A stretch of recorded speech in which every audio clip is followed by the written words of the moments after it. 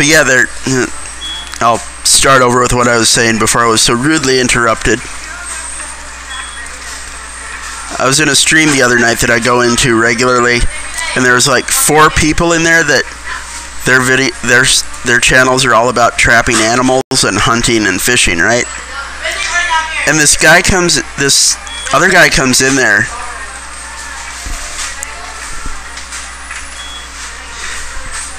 Hold on, Victor. You're gonna do gaming streams? There is quite a market for those on YouTube. I'm surprised how many game streamers there are.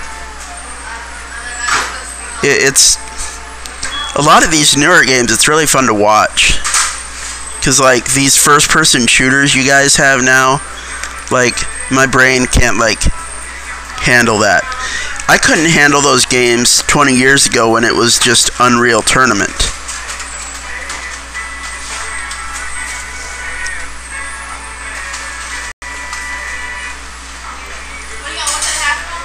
Platinum Trophy Hunter? I don't know that I've heard of that. But let's get back to that, the poor aminals. So this dude was in there I think he was just trolling.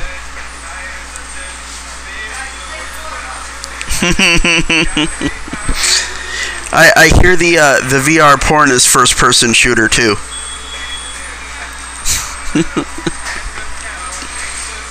Anytime we'd mention something about trapping, hunting, or fishing, this guy flips out. You're hurting my feelings. I love the animals. Don't be mean to the animals. Luckily, me and 3 of these other guys were all mods, so we just boosted his ass. Kicked him out of the chat after about 15 minutes of that shit, just constant. It's like, you know what? You're clearly not in the right room. Go to PETA's live stream.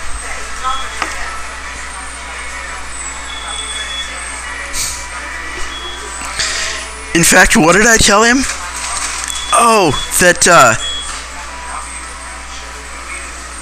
dolphin-flavored tuna is delicious, and bunny rabbit coats are really comfortable. Hey, Taryn. Good to see you, bro. Haven't seen you in a while. How you doing? Oh, dude, animals are delicious, especially if you cook them right. If you prepare them right, oh, dude, any animal is just amazing.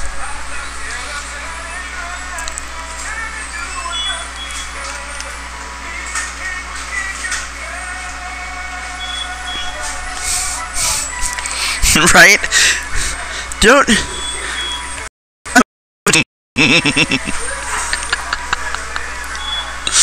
But like, seriously, dude, is hunting deer really a sport? Have you seen just like how completely docile they are? Like, dude, they're not like a rabid wolverine trying to eat out your midsection, alright? Even wild hogs.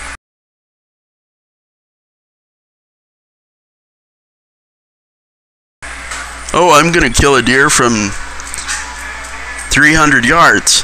Dude, you could walk up to a deer and stab it in the throat. It's not... It's not...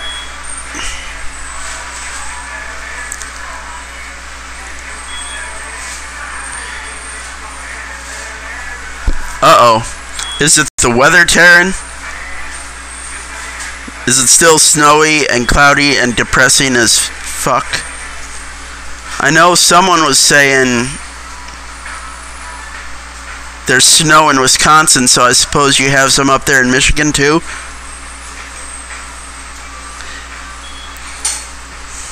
Try something for me, just for shits and giggles. Each one of you, go get a bottle of vitamin D3 or vitamin D, either one, and take like 4 capsules 3 times a day. See if it doesn't perk up your mood. Or just get on a video game and kill shit till your heart's content.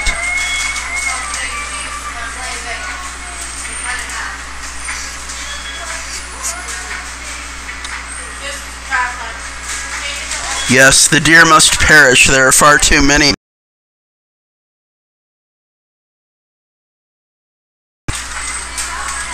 Now, if only we could apply that to more sentient creatures.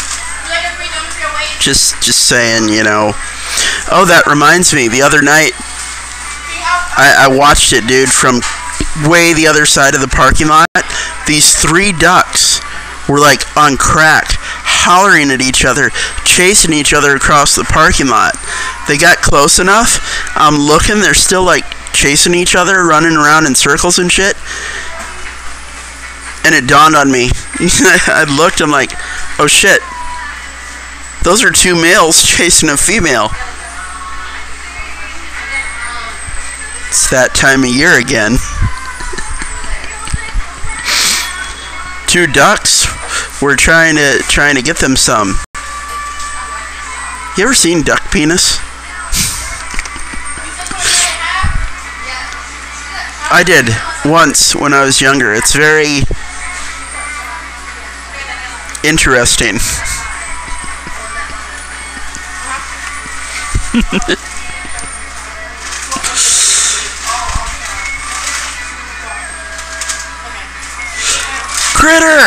Critter, what's up, dude?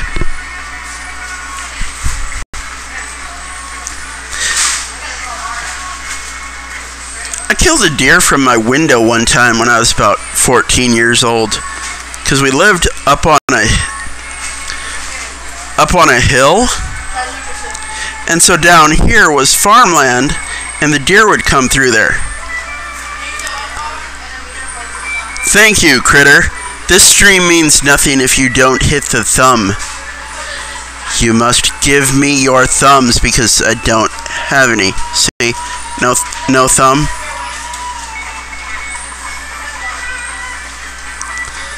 But yeah, I took a... What was it?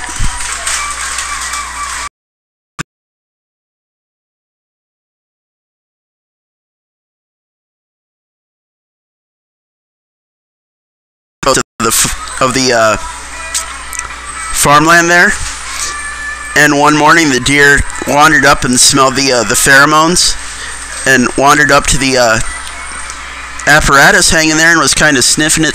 And I stuck my gun out my bedroom window and boom! Mind you, it scared the living hell out of my mother, and she shook my father. Wake up! Wake up! There was a gunshot! What's going on? What's going on? And they finally, you know, made it down to my room. They're like, oh my god, what are you doing? What happened? And I just kind of looked at my dad. I'm like, I got one.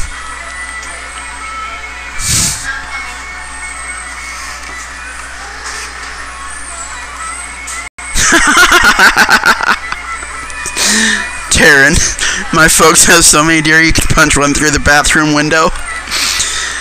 You probably could too, dude, as docile as they are. I mean, there's a reason there's a phrase called deer in the headlights. You just shine a flashlight in their eyes, they'll lock up and you can walk right up to them and make out with them by force. Here, honey, hold this flashlight. I need to talk to this deer up close. Dude, there you go. If you've got deer passing through your yard, as soon as you see one, hit the floodlights in all directions on them, from all directions on them, they'll freeze. They will lock up. You just walk right out there, pet it, pick its nose, lick its antler.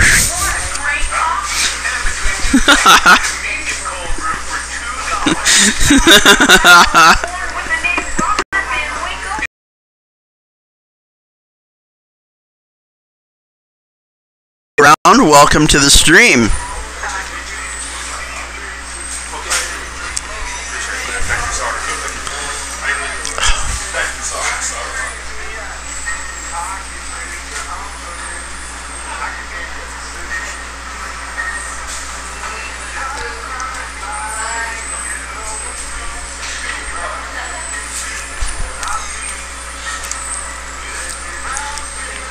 But anyway, not to further depress anyone, but it's like 75, sunny, and it looks like, according to the clouds, it's gonna...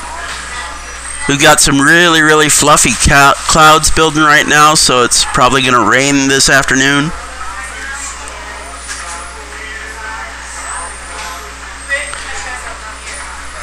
Wait, what?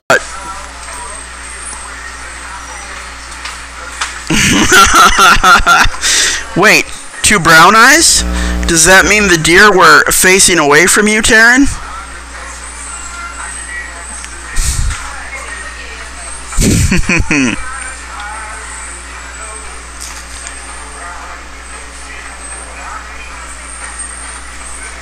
Oh my god, that reminds me of my sister's dog. God, my sister's dogs. I don't know if it was like the way they raised them and treated their dogs or if they just knew how to pick them. But, they had a Boston Terrier. Oh my god, dude, that thing acted like it was on crack all the time. Like, seriously, dude. Like, it would bark so much that it would give itself bloody hemorrhoids.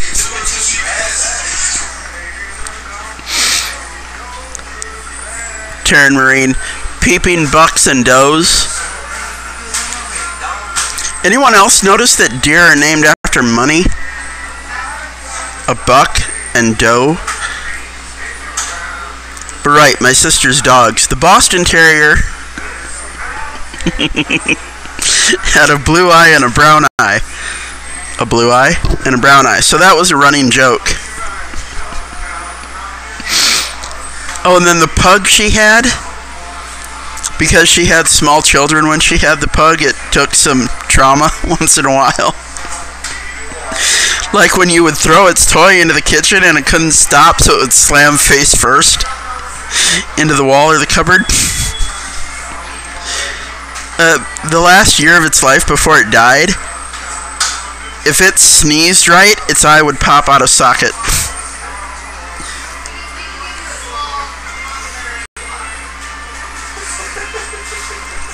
Taryn, a buck was a bounty on a deer.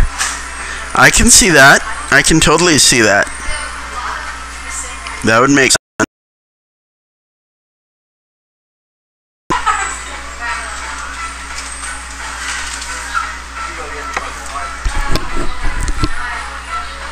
Trying to think.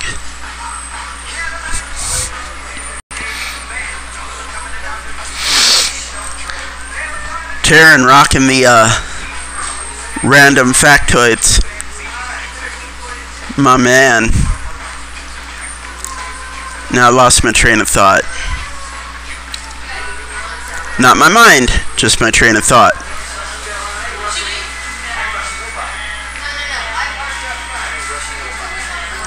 Cause yeah, I grew up in the Midwest, out in South Dakota, where we still had a lot of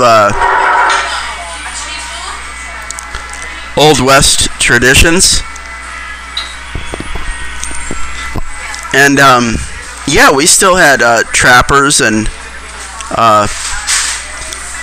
lots of times the trappers, because they had to dispose of the animals, would, give the taxidermists and the local,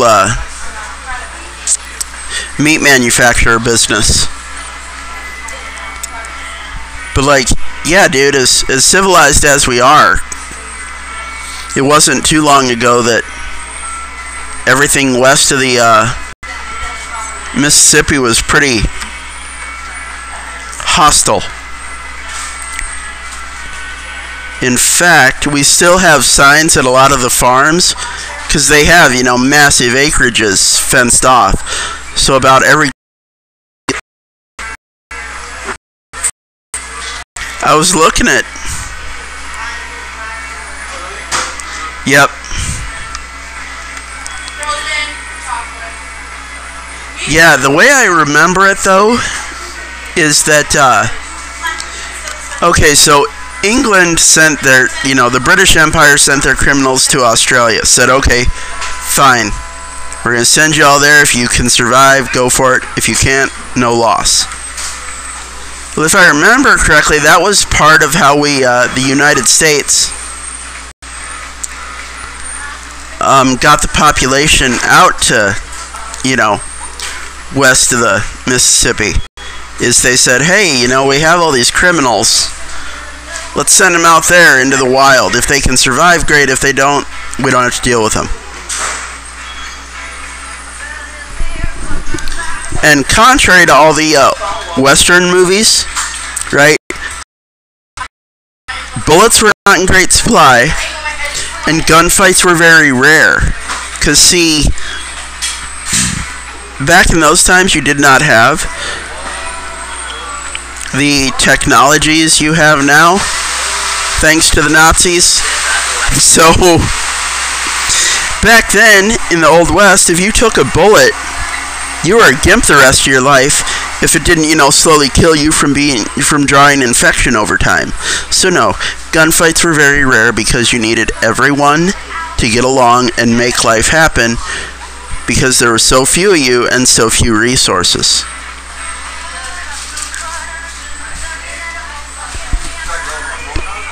So no, they weren't running around every day, fucking Tupac and Biggie style, running through the towns shooting people up. It's like, look, we gotta make these 42 bullets last all year. There were probably a lot of fistfights, I would imagine, but even then, I'm sure they figured out very quickly that there was no sense in making life harder for each other when you needed all hands on deck all the time.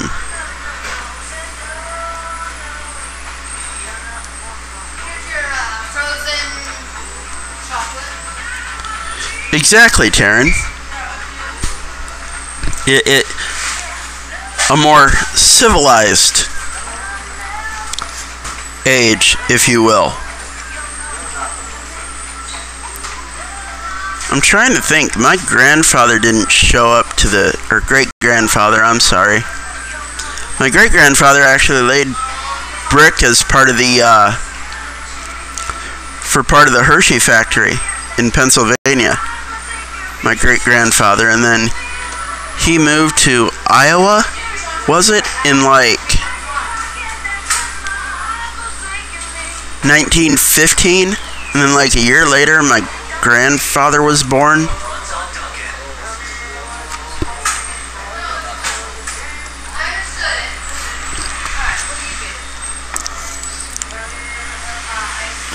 It's too bad I was born too late in my grandfather's life to ever develop a close relationship with him. I bet he would have had some really killer stories.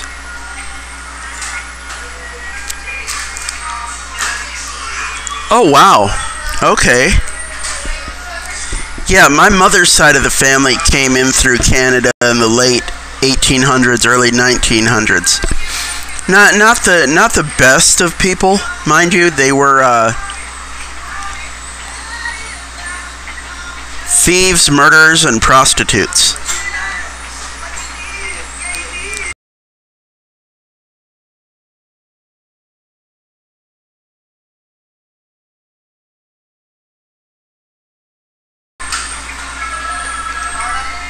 Between, what was it? Jesus.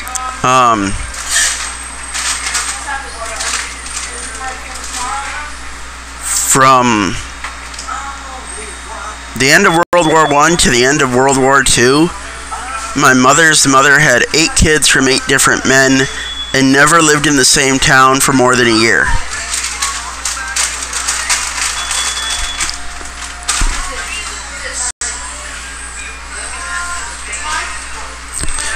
They have a Mad Max game now, Victor? What do you got, PS4?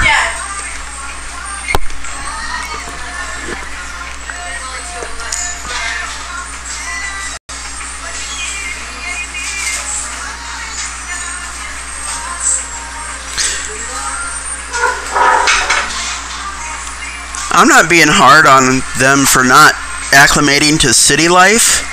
I am being hard on the fact that my grandmother never married, had 8 kids illegitimately, and bounced from town to town using her children as leverage to get through life until the townspeople got wise to her bullshit, and then she just scooped her children up in the dark of night and moved to another town.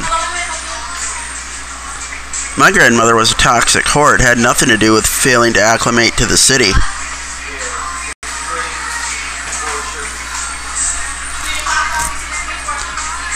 Dude, the last video game I played was like 6 months ago, and it was a downloaded version of Simon's Quest from the original Nintendo. I have not played any recent video games since like PS2.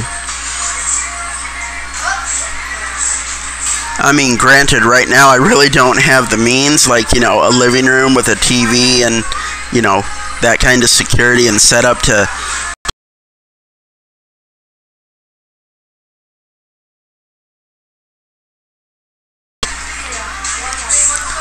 I was watching somebody live stream one of the,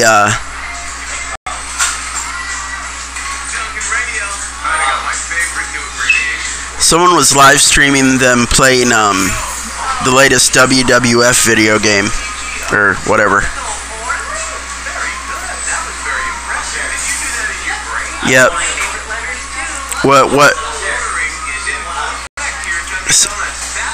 What is that word they use now instead of whore? Polyamorous? I'm polyamorous. Lover of many? You're a whore. How much DNA is trapped inside your snatch? Exactly.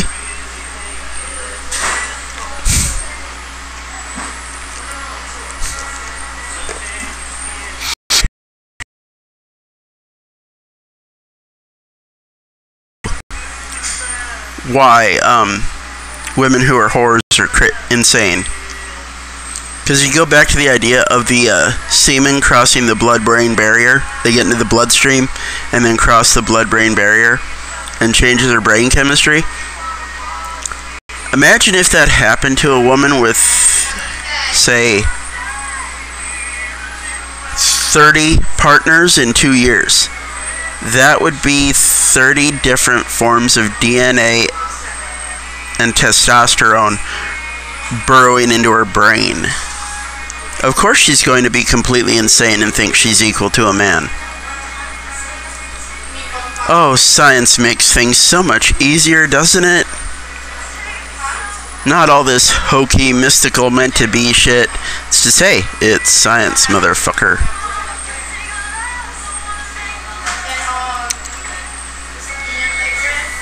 I've never understood polygamy. It's not something I can, like, wrap my head around or empathize with. It's like I don't get it. Like, why would you want 10 wives? Like, who the hell wants to deal with that much shit? Like, are you really that much of a monkey that you just want to hoard all the breeding stock for yourself? I mean, I don't get it.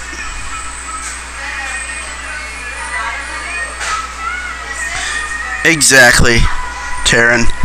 The real war is inside our own bodies.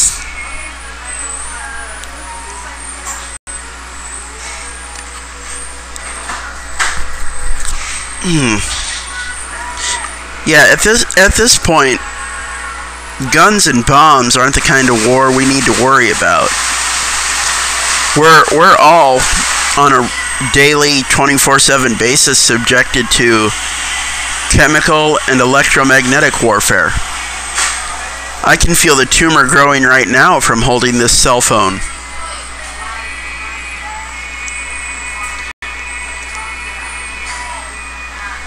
That was delicious. Can I get 2 more?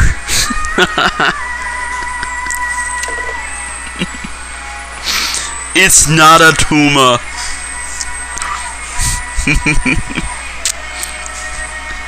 Not yet, anyway.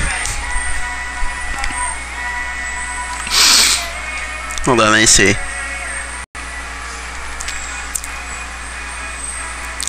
Yeah, I've just come to the conclusion that, like,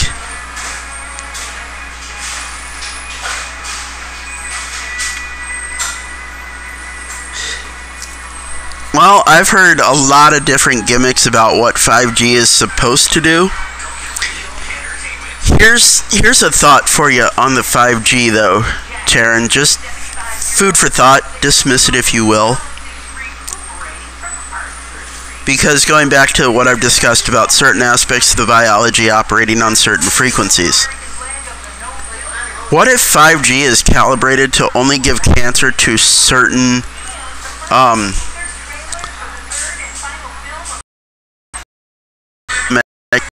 arguably, what if the 5G is just like a frequency that causes mass tumor growth that causes brain tumors in people with a certain brain frequency, mostly people with an IQ under 85, killing off dumb people. But someone with an IQ as high as you or me, of course the 5G is going to affect us, but not nearly the way it would the targeted audience, if you will. There may be something more controlled, if not nefarious, to it, not so generalized. Yeah, I see that.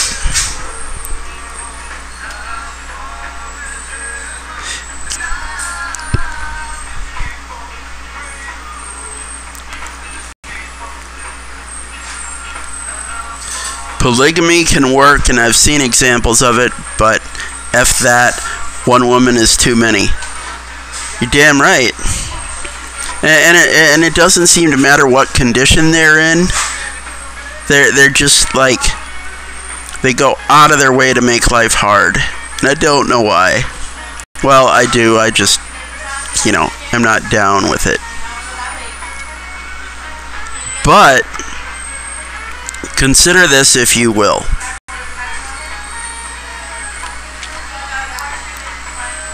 When you induce biological manipulation through chemicals, especially during a developmental stage of the physiology, it changes the way that physiology develops, permanently altering the state of that being. Okay? So, one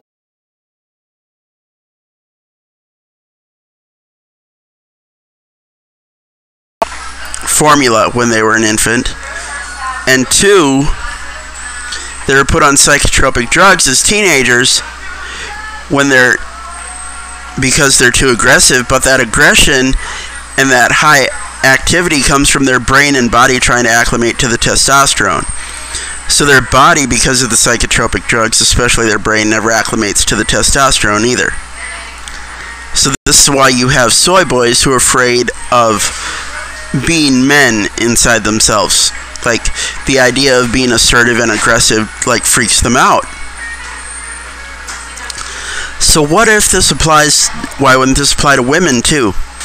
What's going to happen to a woman when, as soon as she hits puberty, has her first period, you put her on chemical birth control that augments her hormones, makes her cycle irregular, and disallows her brain and body to acclimate to the estrogen in her system. Make her more emotional to the point of deranged. Does that make sense?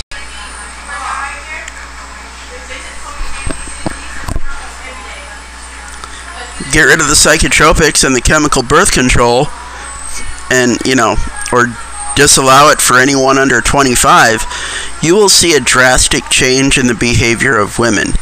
You will see them naturally step away from feminism.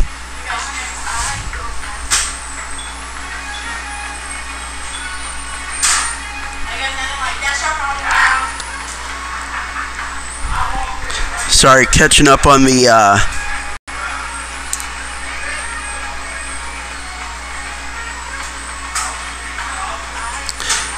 okay, let's see, let me catch up here. Terrence said something about the ISO chamber like Daredevil, a Faraday cage filled with water, or William Hurt in Altered States. That brings me to something else I've discussed. What I want to do. But let me ask you a question. Taryn, have I discussed in detail with you what I want to do with the Rife machine and the Van de Graaff generator?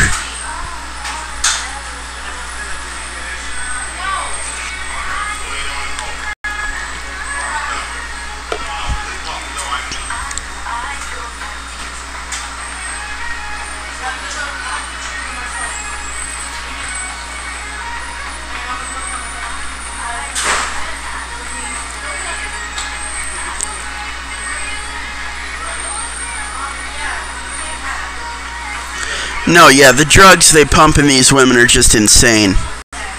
What it does to their bodies.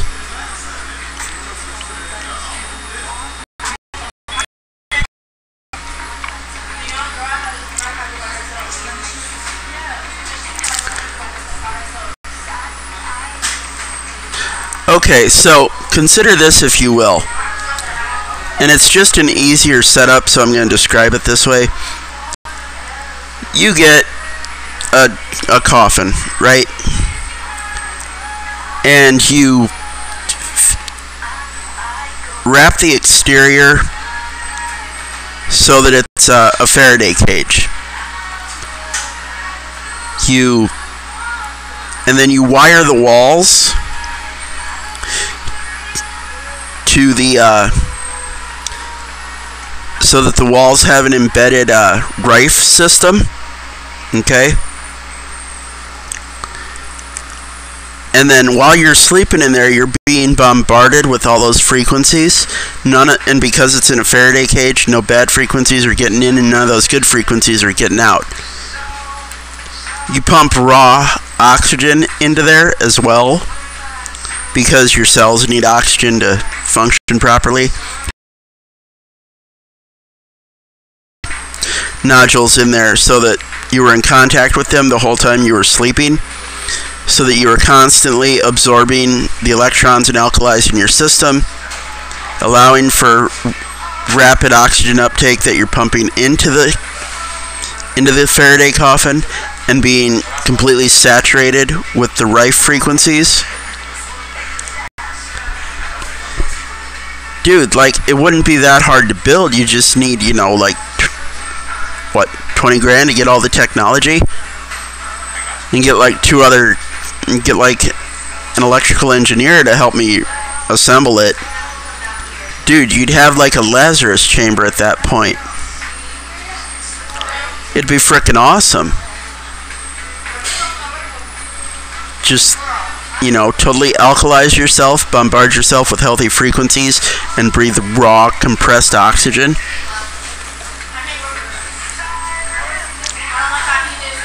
And in 5,000 years, I will call myself Apocalypse. Exactly, yeah. We have the technology. We can rebuild him. Because this hack and slash and poison bullshit is not getting the job done. Or, not getting the job I want done. It's getting the job done for whoever's making money off me. Yep, that too.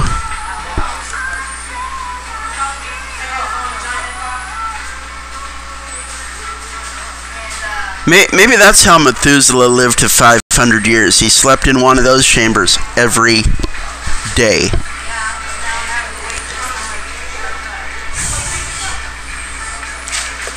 Could you imagine if as soon as you brought your infant home from the hospital, and of course snuck them out of there without vaccinating them? Do you imagine if you birthed the infant vaginally, breastfed them, and their sleeping chamber was one of those things? Dude, you'd have Clark Kent by the time he was like 13, dude. Mind you, not the flying part. That's utterly fictitious. That you literally need technology to manifest that. There is no way to modify the human form to facilitate that.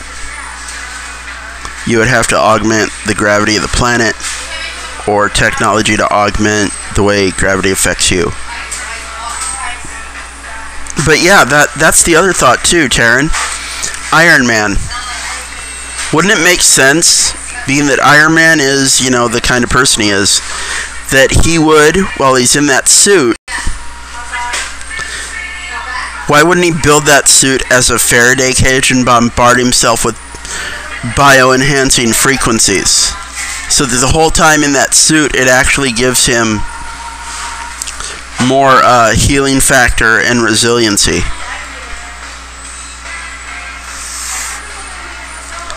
Yeah, no, he just like could jump really far, but he couldn't actually fly.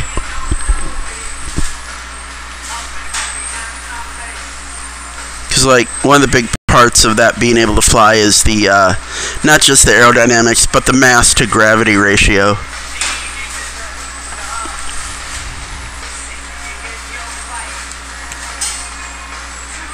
Exactly, Taryn.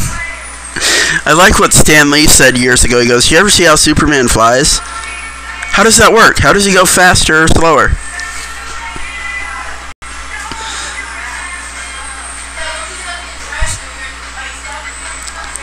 And I'm of the opinion that the Flash doesn't actually run at the speed of light. Okay, because realistically, before he ever got to the speed of light, he would rip the flesh from his bones. And the sheer force by which the wind would be impacting his organs would obliterate them. The Flash does not run fast. The Flash creates a temporal vortex around him. And around him and the perimeter. You know, I don't know, however far out. So, like, he's actually in a time bubble. He's not actually running fast. He looks to us like he's running fast. But in reality,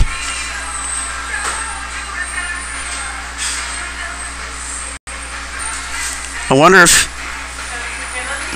like, behind your head or, like, on it, like that. Because, like, I could see how, like, sleeping on your arm this way is, like, slightly akin to, like, sleeping while sucking your thumb. It could be, you know, traced back to infancy.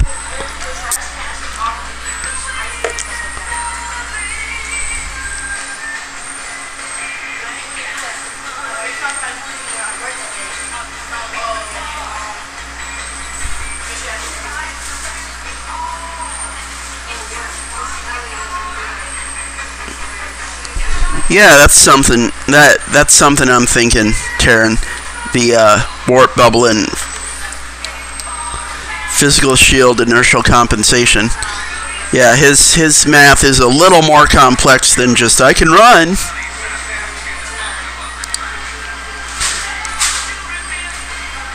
And I like how Ant-Man is so absurd too.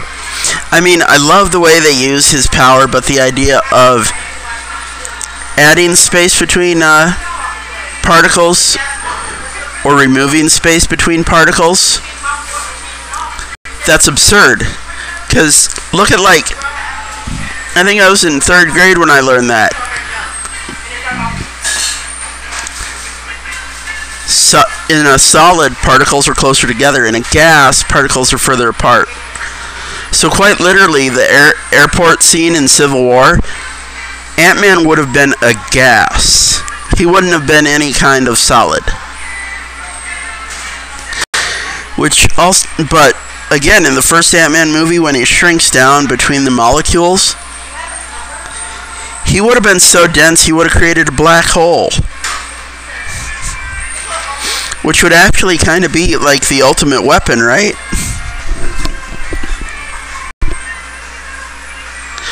Oh, okay. Awesome, Taryn.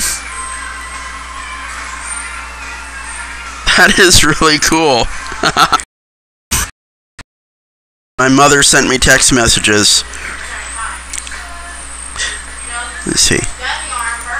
Is it okay now? It says it's, hang on.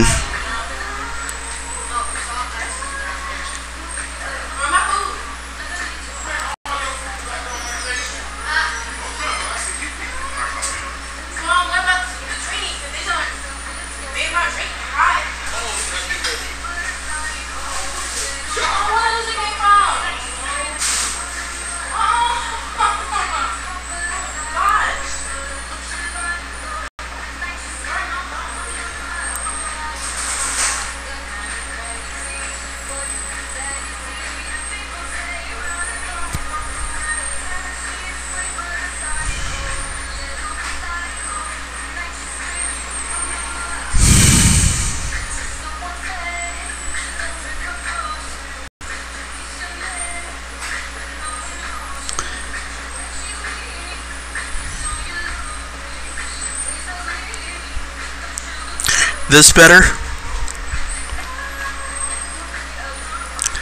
What about car or truck body, Victor?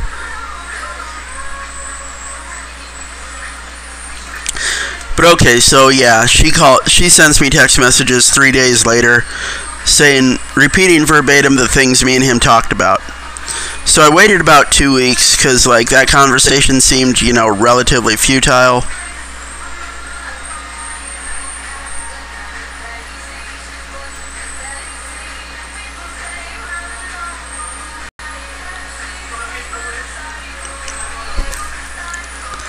Let me keep trying here. Let me try a different stream rate.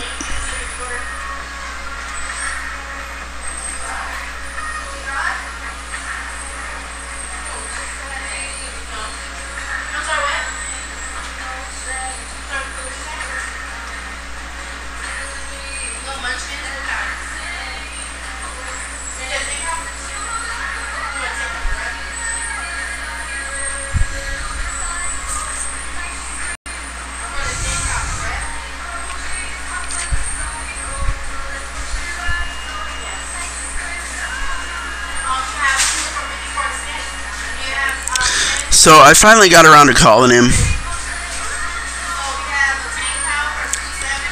And it seemed like an amicable conversation. I'm like, listen, I was hoping we could develop a relationship without involving contentious aspects. Can you do that? And so it seemed rather amicable, and then about 2 hours after I got off the phone with him, more messages from my parents repeating what me and him talked about. So it's like, okay, well, that was a failed experiment, moving on. Like, I wasn't even, emotionally affected by it. It's just like, well, and rain falls out of the sky, too. No big deal. So that didn't work out. But then 2 days later he sends me a voicemail. Sounds like he's almost in tears, really distraught, right? It's like, I'm sorry, I wanna talk to you more, but I'm just in a really dark place right now and I don't know what I'm gonna do. And it's like,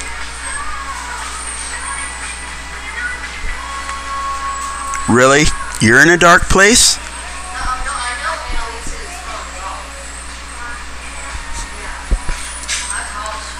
And the thing about it is, here's the fun part, right? He knows what our mother is. Okay? He has chosen to spend his life in denial. Now, he, like me, because we had traumatic infancies and toddlerhoods with our mother, both seek a surrogate mother in our adult life. He found one at 17, ran away with her to Miami, and has been in her life for, Jesus, that was 25 years ago. 2 years after him and her ran away to Miami, well, at the beginning of their relationship, he made it clear, I'm gay, I'm not interested in women, but I want you in my life. Okay, so they run away to Miami. She gets married to a guy, has kids. Her kids are adults now. And he's still in her life. And one of the last times I talked to him, he's like, I can't talk to you right now. This woman, Maria, is here visiting me. When she goes home, I'll talk to you. Live. I can't have you in my life anymore. And he's all broken up about it. I had that when I was younger, and when my surrogate mommy got married and ran away, okay, well, that's life. I need to move on, be a man, whatever, no big deal. But he's not ready for that.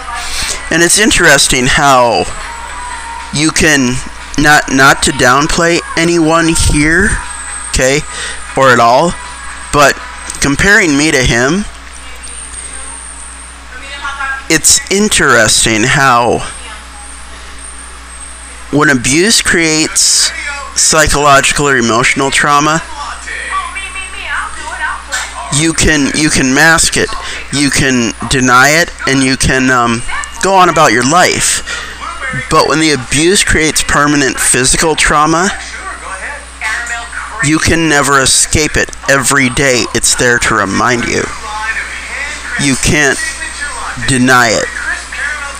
And those physical traumas limit your ability to make a life for yourself.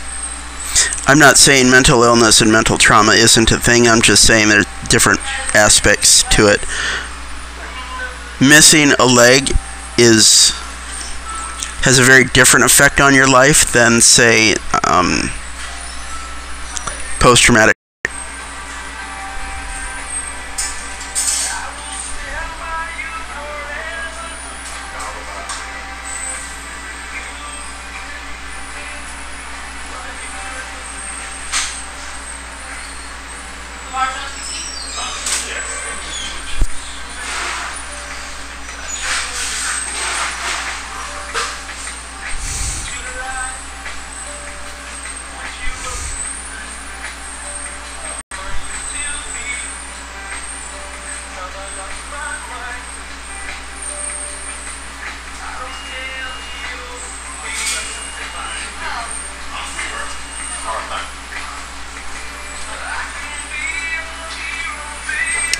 You gaming right now, Victor?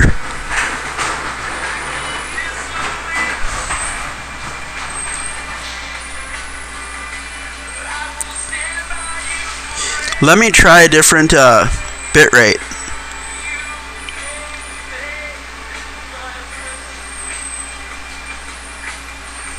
Exactly. You're not normal, so you're a danger. Which is interesting, and these quote-unquote normal people that deem me not normal are the most impulsive, destructive, irresponsible. And I'm supposed to be that way? Like, how is that? I don't see how that's healthy.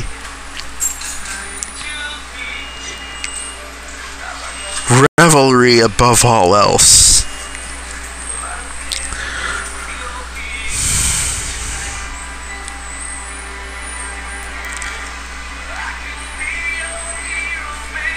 Dude, I realized something yesterday, though, when I was getting my veins looked at. They had to put an IV in my arm, right? And I was presently conscious of something I hadn't noticed before, and it got me thinking. I'm laying there on the table waiting for him to, put the IV in. And I realized there was a part of me that was like, in a really small way, it was like freaking out, going, oh God, when's it coming, when's it coming, when's it coming? And that made me realize a number of things. Anyone who experiences, say, getting an IV or an injection, that's what goes through their psyche, even if they're not conscious of it. And two, you extrapolate that out to to all the shit I've been through as early as it happened in my life and as frequently as it happened in my life. Forget the emotional abuse by my family, just that constant fear of when's it coming fried my brain before I ever hit double digits in age.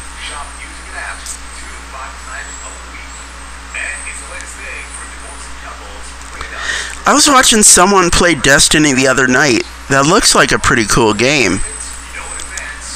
It might have been Destiny 2 they were playing.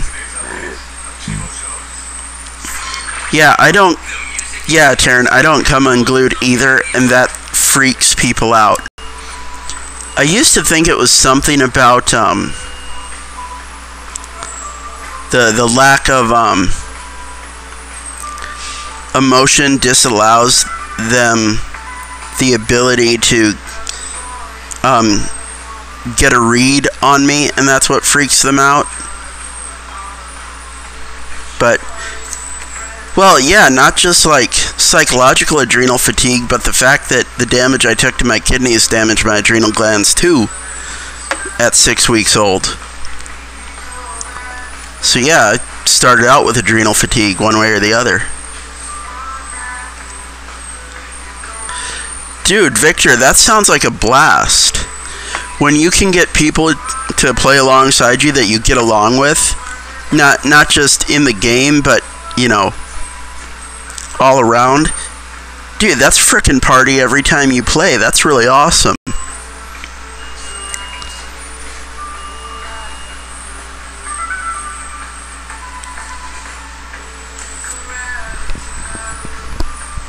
But yeah, because of these conditions, Taryn, I remember having a conversation with my surrogate mom in high school.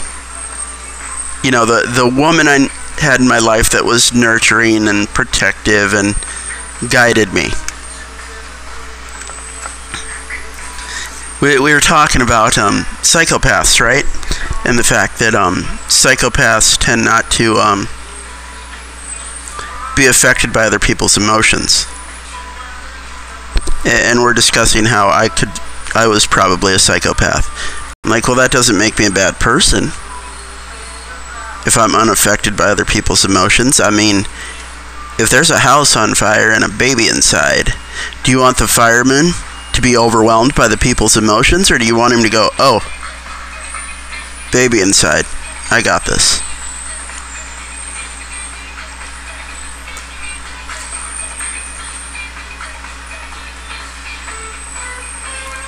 Nah, dude, I'm glad you're here, Victor.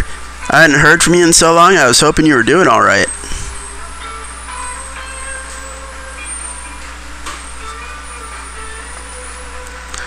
Oh yeah. Yep.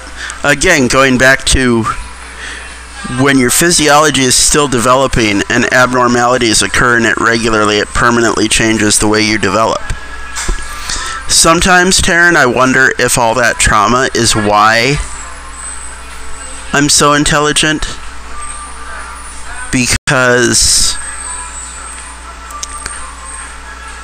as a survival mechanism, I had to learn to be smarter than everyone around me to prepare for what was happening.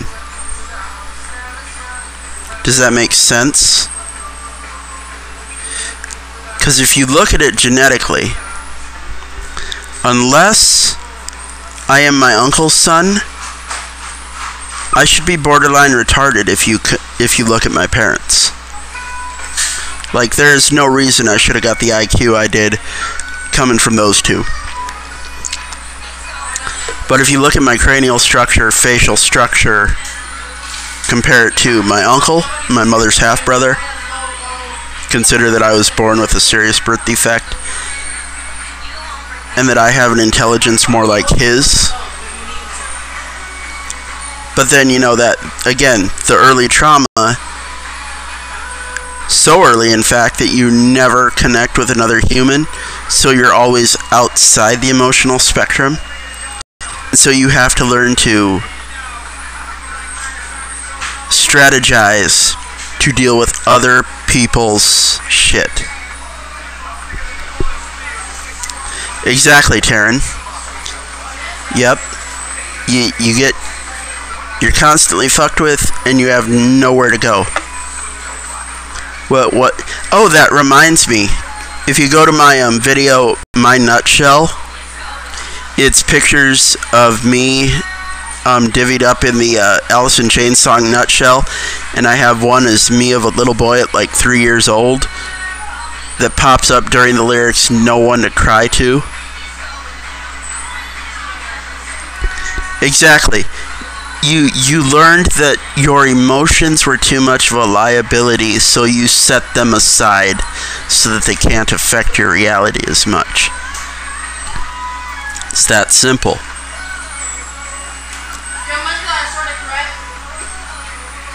I always liked what my mother would say to me when I'd get bullied or picked on by anyone, even if it was her or, you know, people in the family or kids at school or whatever. If anyone ever did me wrong, you know what her answer was? Well, what'd you do to deserve it? Nobody just does that. You must have done something to deserve it. Huh? Okay.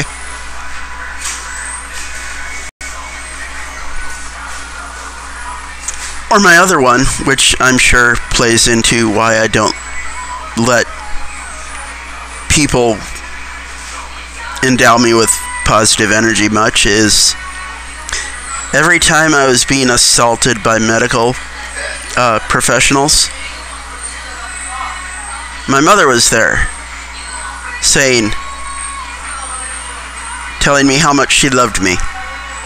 Wait, serious psychological and physical trauma tied to someone saying they love me. When someone greets me with warmth, I freak the fuck out. Like, I go, oh shit, what do they want? What's this gonna cost me? But of course that goes back to my mother's narcissistic nature, is she had to torture me and destroy my body so that she could always tell me there was something wrong with me to make herself feel better about her inadequacies. I love you, Mom. Burn in hell. Wait, what?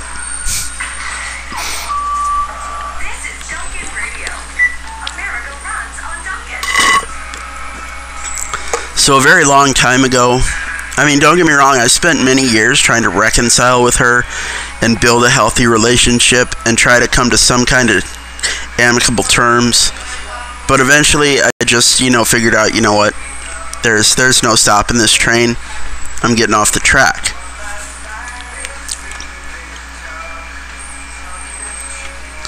And so, my brother has never reached that point. He's still trying to believe that she is a loving, good person who just needs just needs, to be hugged or treated right, and she'll return the favor. He hasn't reached that stepping off point like I did a long time ago. So yeah, there is that neural pathway that developed from that experience, Taryn, of when someone looks at me with those eyes or gives me that kind of warmth, or my brain goes, oh, what do they want? What is this going to cost me? I mean, I've worked over years to get over it, but now it's just to a point when they do that, the positive energy is so unfamiliar to me that it's like God himself coming down, and I'm like overwhelmed, and I'm like, how am I ever going to repay them for this kindness? And it's just simple stuff that they've experienced their whole life, so it's nothing to them. Well, at that point, Taryn, yes, she was abused.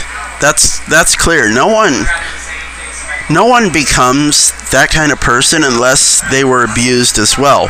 Like I said, her mother had 8 kids, was never married, 8 kids from 8 different men, and during her pregnancy and their early life with each child, she'd move into one child and use that pregnancy and the child's early life as leverage to use and abuse the townspeople until they got sick of it. Then she'd run away one day and send some stranger back from the next town to pick up her kids in the middle of the night.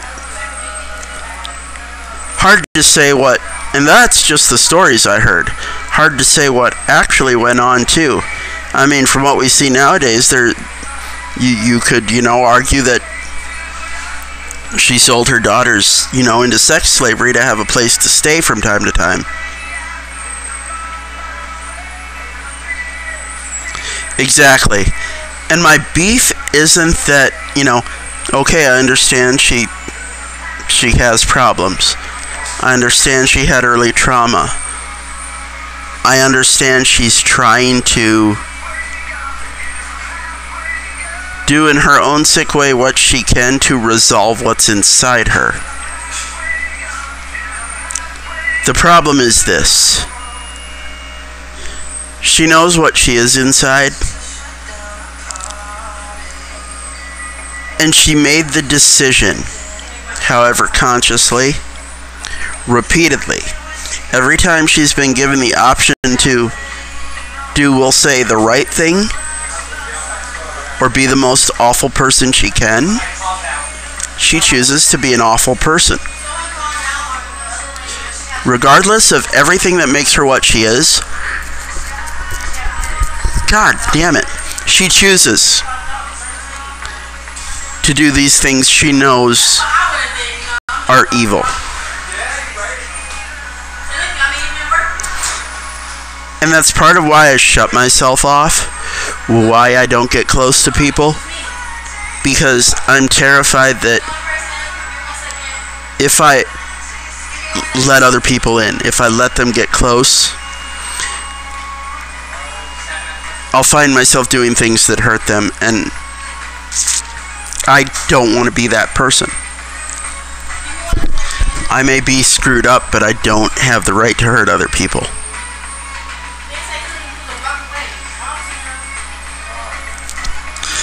Exactly. It's not genetic, it's behavior.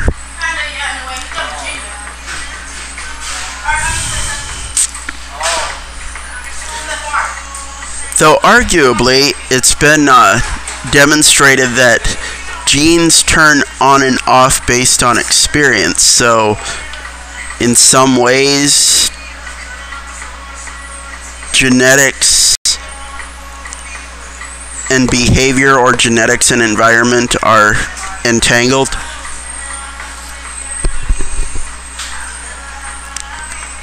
But again,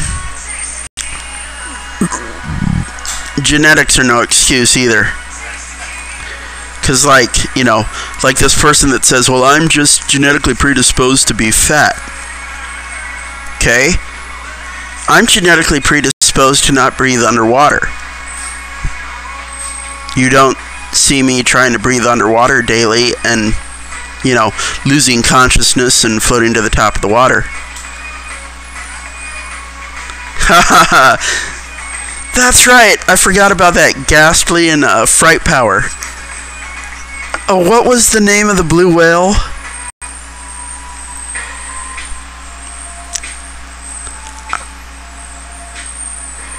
Alut Alazim, the blue whale. Actually, when I was talking about when I mentioned entanglement, I was thinking of quantum physics. Alut Alazim, the great blue whale.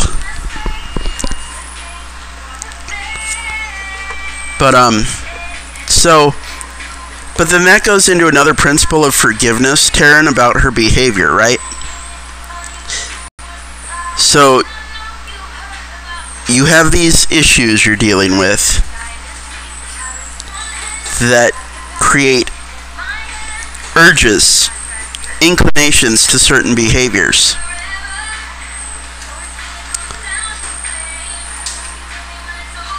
But when that urge becomes something you know is going to hurt the other person,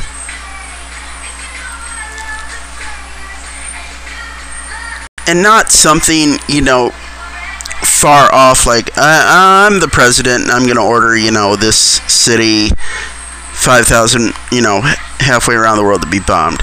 That's so distant, you actually can't have conscious empathy of those people as well. But the conditions under which our relationship stood, and the fact that she could look me in the eye and brutally harm me and have no remorse for it, that's a choice. And forgiveness is a contract.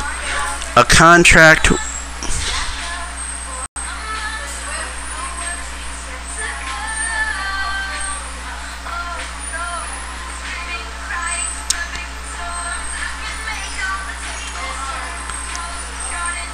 this thing working, it says it's inactive.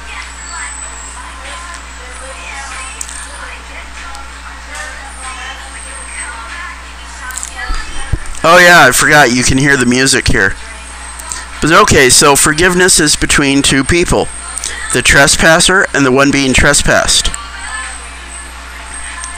So, forgiveness is a contract, a social contract, wherein the one providing the forgiveness is telling the trespasser, I'm going to withhold retaliation for what you've done, under the condition that you consciously analyze this situation, how it came to be,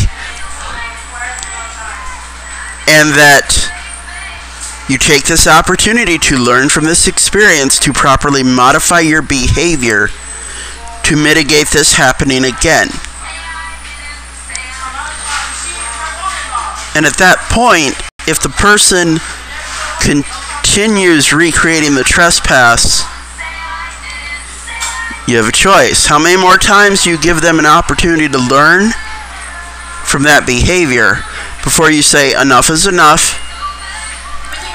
I'm not willing to take on the liability of you refusing to learn.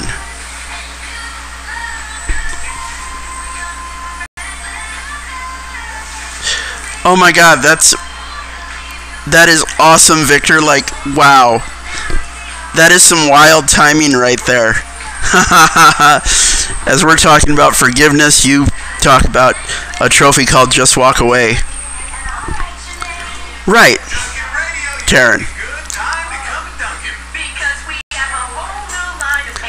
And so, but when the trespasser sees forgiveness as, oh, the slate's wiped clean, so if I do it again, it'll be like the first time, that's a dangerous person.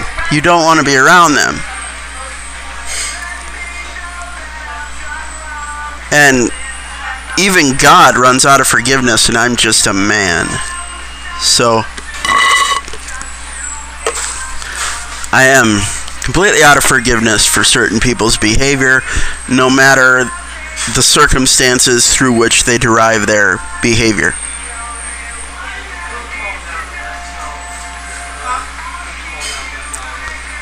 Yep. Like, on that note, I'll say this. Inside myself, I've rationalized, analyzed. I've found a way to forgive the behavior within myself so it can't hurt me. But that doesn't mean I'm going to I'm not going to look them in the eye and go, I forgive you for what you did. Because I know what that's going to create.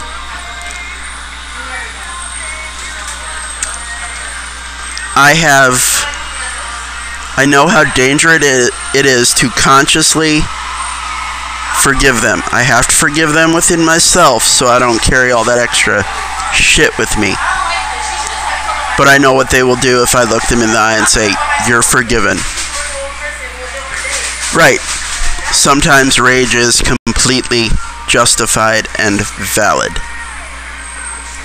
Which was interesting when I became a teenager and was healthy, and while I was trying to acclimate to the testosterone in my system, all the past trauma was coming out too, so I was a very angry, very aggressive, wild child, if you will.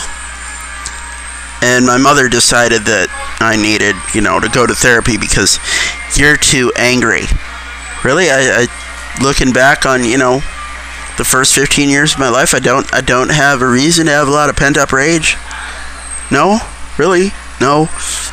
And when I actually had a conversation like that with her, she looks at me and goes, well, me and the doctors were only trying to help you, and you're ungrateful. Can't you see we were trying to help you and that I love you? Which is another thing I pull on her now, and she's like, I'm like, why do you do this shit? She goes, because I love you. I go, love me? Love me how? It's certainly not like a sentient human being. You love me like property.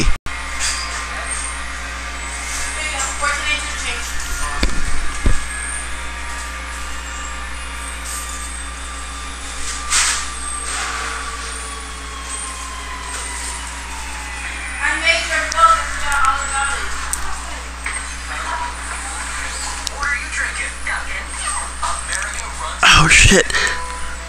I don't remember that song. I've always been partial to the line from Harvey Danger where he talks about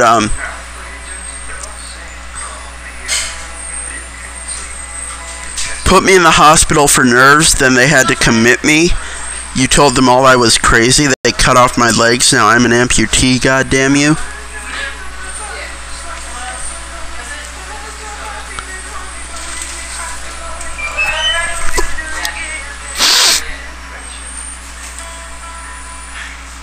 Yep.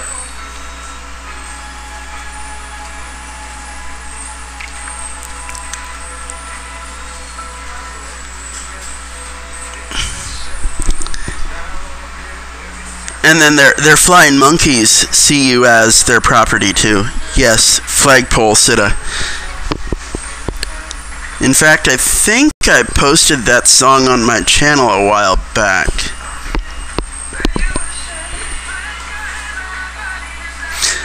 Oh, that reminds me of another interaction I had with my brother, right? He asked me if I needed my AAA renewed. I said, yeah. And, I forget where I was going with this. Oh. He goes, well, I'll go renew it. I go, no. Don't. He goes, why? I said, because the last time I tried to use the AAA you sent me, you put your address on it, and I had to go through like 10 minutes of validation because they're like, why are you in Tampa? You have a Vegas address. So it's a real pain in the ass. He goes, oh, well, what do you want me to do? I said, just send me the money, and I'll go get the AAA account here in town with my address and everything. He goes, oh, well, I'll just give the money to Mom and have her put it on your Bluebird card because I don't know how to do that. Well, one, he has to involve Mommy, right? Can't just be between us. It's like, okay, fine, that'll work. Money never shows up on my card, but I get a AAA membership in the mail. In a standard, in a personally addressed envelope from my mother. Okay? So he sent her the money. It didn't get to me to get the card I needed with, the identification I needed. She took his money and bought a membership for me. Here's where it gets better. Okay? She sends a handwritten letter saying, this AAA has my address on it. Has her address on it, right? So one, he had a conversation with her about what he and I talked about. Again. Two, he was too fucking lazy to do something as simple as how to figure out to put money on a Bluebird card. It's not rocket science. He's just fucking lazy and sees me as her property. Three, okay, she got me not standard AAA, not AAA plus, AAA premium. That's like $200 a year. Okay? Now, why is this a point of contention? One, she had to have her address on my AAA account to make sure I know she owns me. She had to buy me the most expensive AAA membership to one, virtue signal and go, see how good I am to you? See the kind of money I spend on you? But two, to again facilitate the idea of I own you. It just, I don't know that I'm emotionally impacted by this shit anymore. It's just tedious. And I know what's gonna happen when she dies.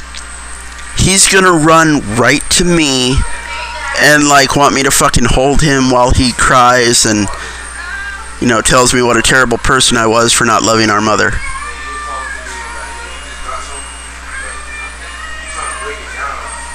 Like, it's just so much bullshit. It just never stops. Unlike this stream that seems to stop regularly.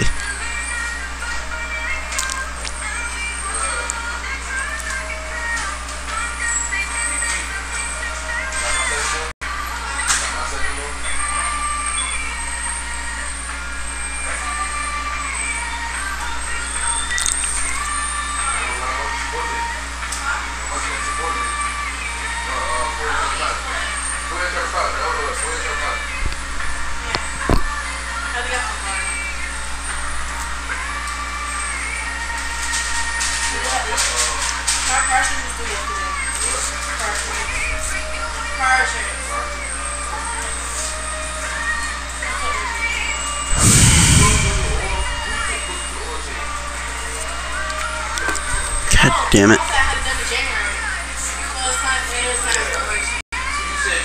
Is this thing even running?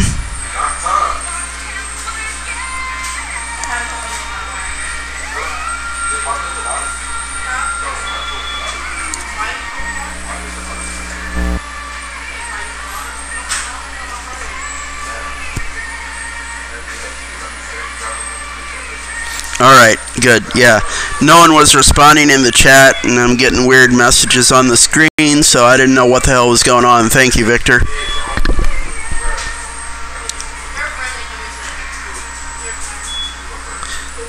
So, on a lighter note, the Avengers movie that's coming up, they keep talking about time travel. What if it's not time travel? Hear me out. Right on, dude. Do what you gotta do. Nothing better to do up there, huh? I'd be laying down too, but I'm in a public place, so you know. Oh, that's right. Taryn, did I tell you about that, I don't remember. The little Hispanic girl that works here.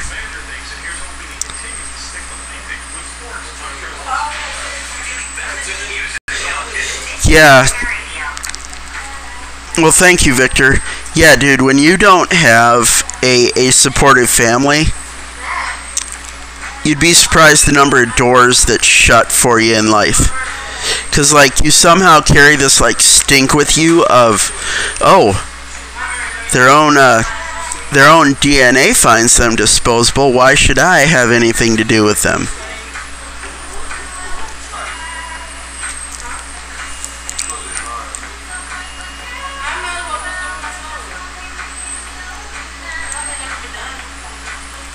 Yeah, it's funny. I argue that, you know, like, I was MGTOW and Red Pill by the time I was, like, 9 years old. Like, I had no qualms talking about what a monster my mother was and how awful women are. And everybody around me, being little kids, are like, you can't talk that way about your mom. Your mom's the greatest person in the world. Of course, they were speaking from their experience because they didn't experience what I had. 7? 7 what? Where's that 7 coming from?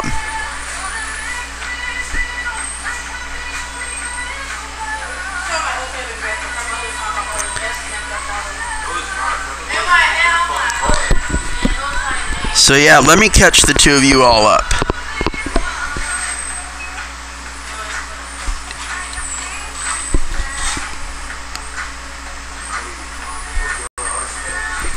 Wow, Victor, that's really cool that you still have a close relationship with your dad.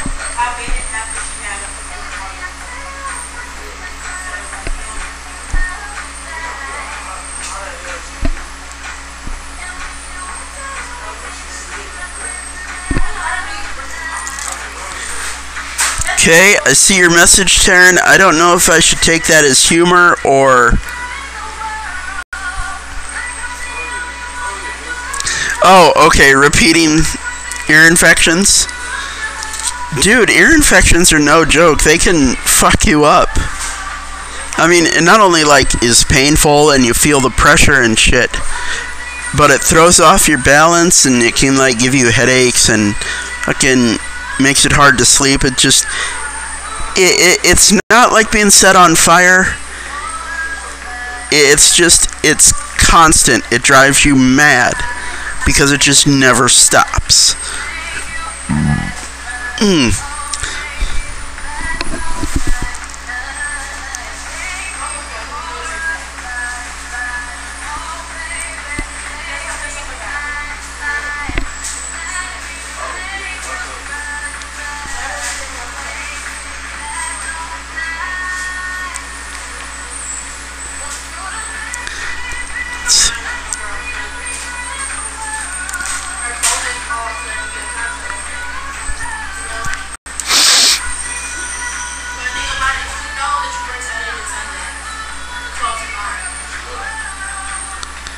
Wow, Victor.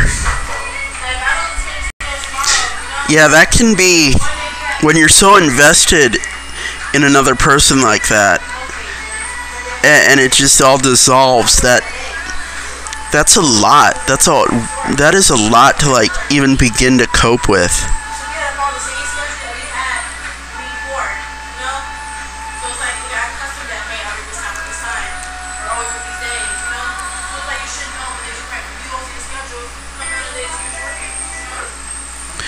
Wow, Taryn. That's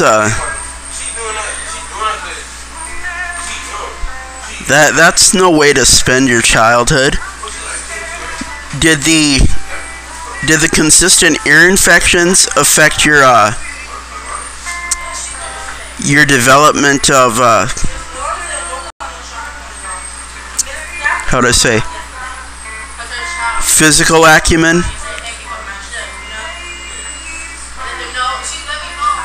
Like, because I would think those constant ear infections would even subtly affect your balance, so it would change how you behaved physically.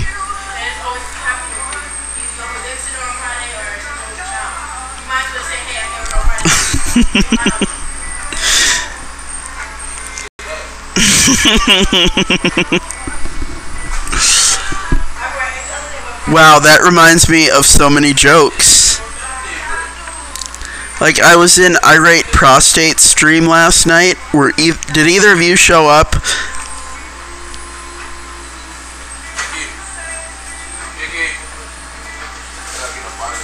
Preternatural hearing, does that mean it's extra sensitive? I don't know that I've heard that term.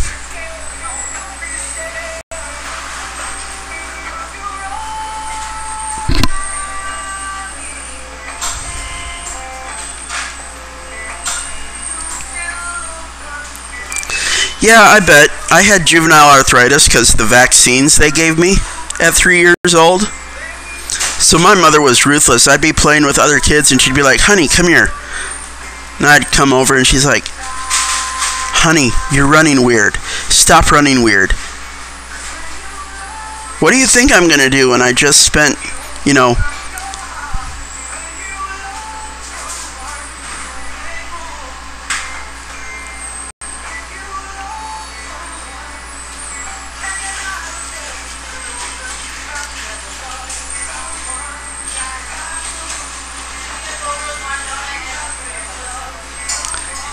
Yeah, Victor, it's the dishonesty that hurts. It's like, look, be direct with me, tell me what you want, we can work this out so that, neither one of us has to suffer.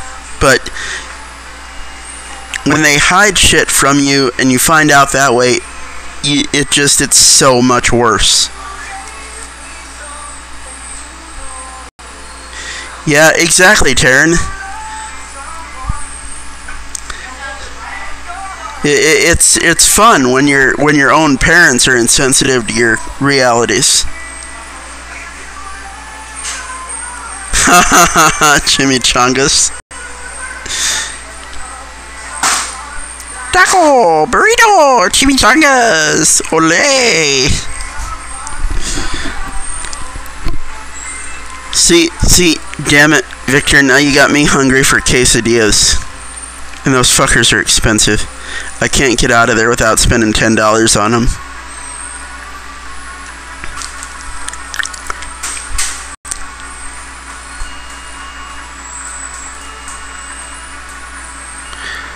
Wow, Victor. Wow.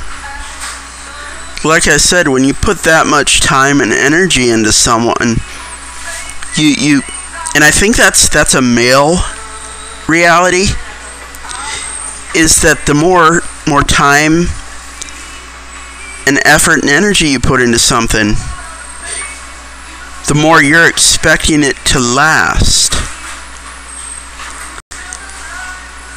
And when you put that kind of all of that into something and it just poof dissolves, you just are completely shell-shocked. You're just locked up. You're like, and then it finally hits you and it's just like you want to crawl in a hole. because it's just like what I put so much of everything into this for so long, and it's just gone.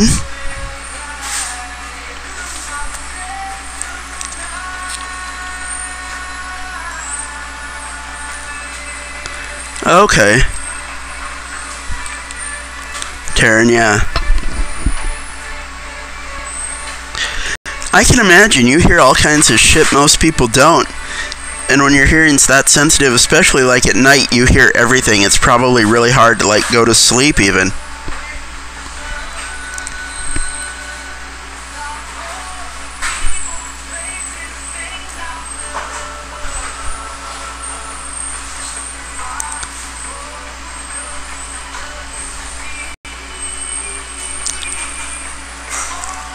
I'm sorry, Victor.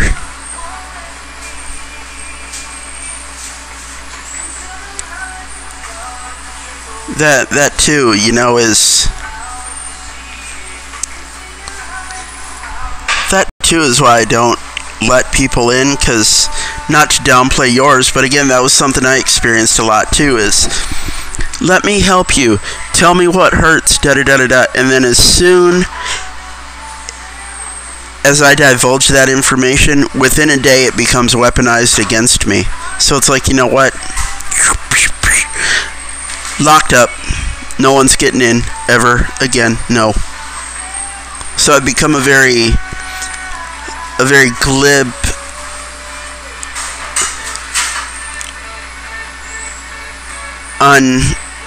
unaffective individual, because the liability of divulging any weakness is too great. I like how Scott said it to me 2 days ago when we were talking. He goes, you're not unemotional, you just keep them buried deep. He goes, I like to think of it as you know how to compartmentalize really well.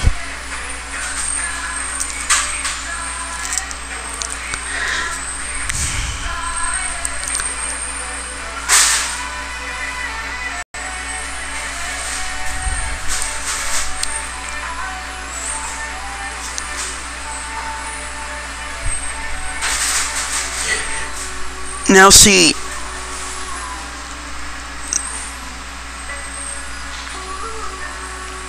noises and stuff don't, I guess, bother me.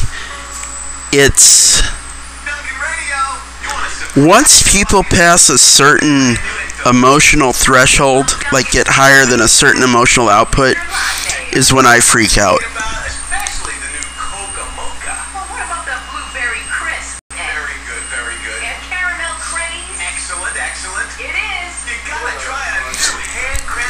I understand, Victor. I do. It just... eventually you reach your limit. Like, you had a certain limit for your entire lifetime. And once that limit's exhausted, it's game over. It's like, you know what? I'm done. I'm out. There's nothing more I can deal with here.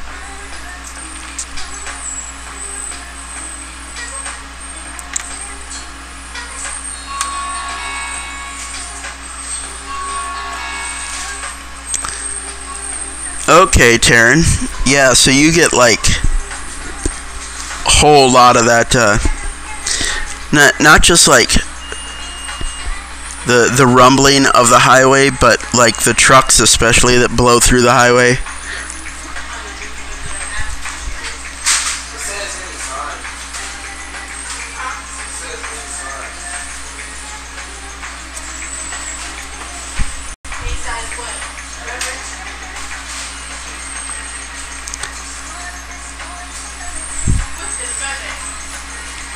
You know what? Since we're in this place right now, this is probably the best opportunity to divulge this. And for that matter, as soon as this posts to YouTube, I'm locking it out. And I'm going to cut this section out because it's very, very...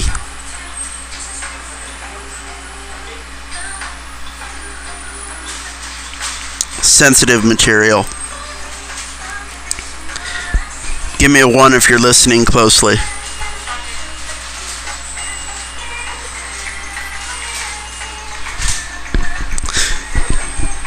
Because it involves the intimate betrayal of a woman and my mother treating me like property.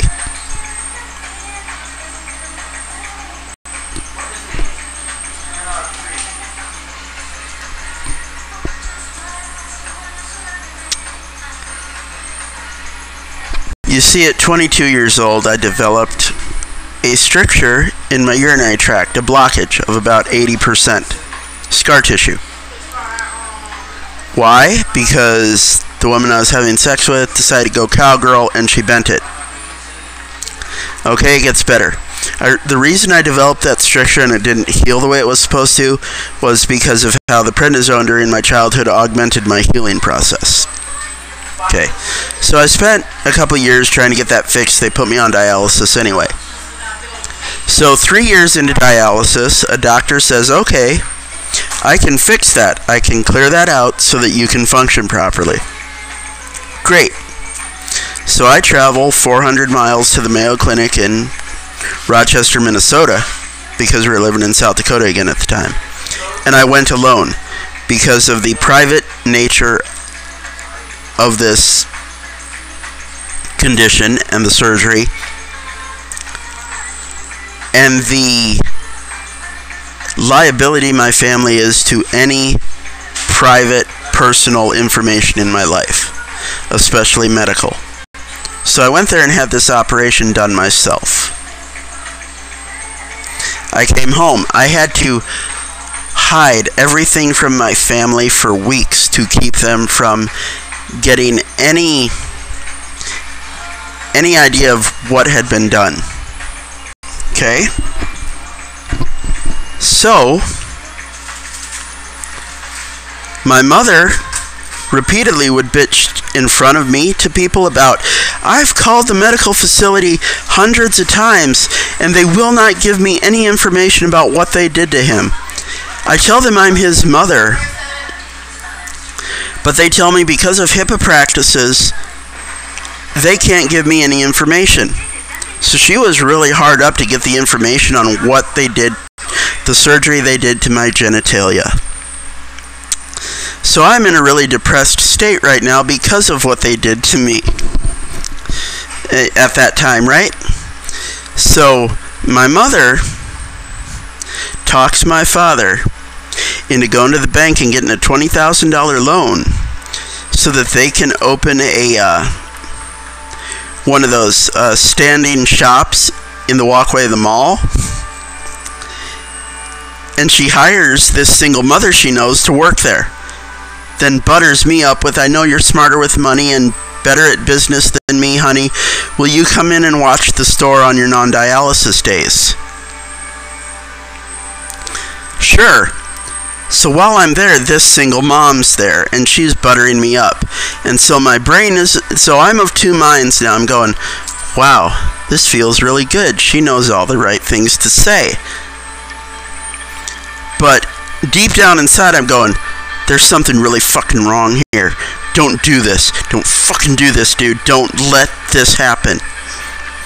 But then my conscious brain is going, you just had a brain surgery. You just had a surgery on your genitals. Life can't get any worse. You deserve something nice. My subconscious telling me there's something wrong. Don't do it. My conscious brain going, shut the fuck up. You deserve something nice. And this broad just kept laying it on thicker and thicker, inviting me to her house, making me dinner, just, you know, doing all the right things. And she was in a real big hurry to have sex with me. First time, she just gave me a blowjob. I learned in that experience that what they did to my genitals destroyed my ability to get all the pleasure out of the orgasm. It just felt like popping a zit or taking a shit. There was no pleasure. So, about a week later, we have sex again. 3 days, less than 3 days actually. After that second time, we were all sitting at dinner. Guess what? Out of nowhere, completely unprovoked, My mother divulges in graphic detail what the surgeons did to my body. Wait, how would she find out unless someone told her? Coincidentally, after that second sexual experience, that chick cut me loose. So my mother took out a $20,000 loan to create a facade, to pay a bitch, to fuck me, to get information on my man parts.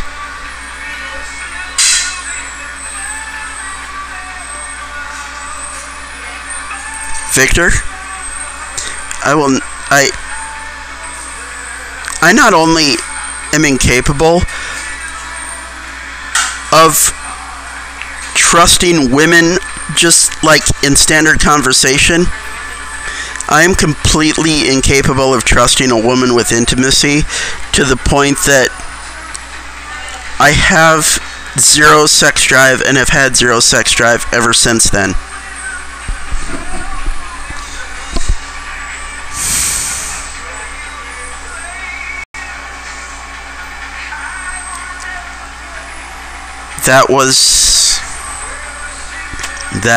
That shut everything down when that happened. And coincidentally, the way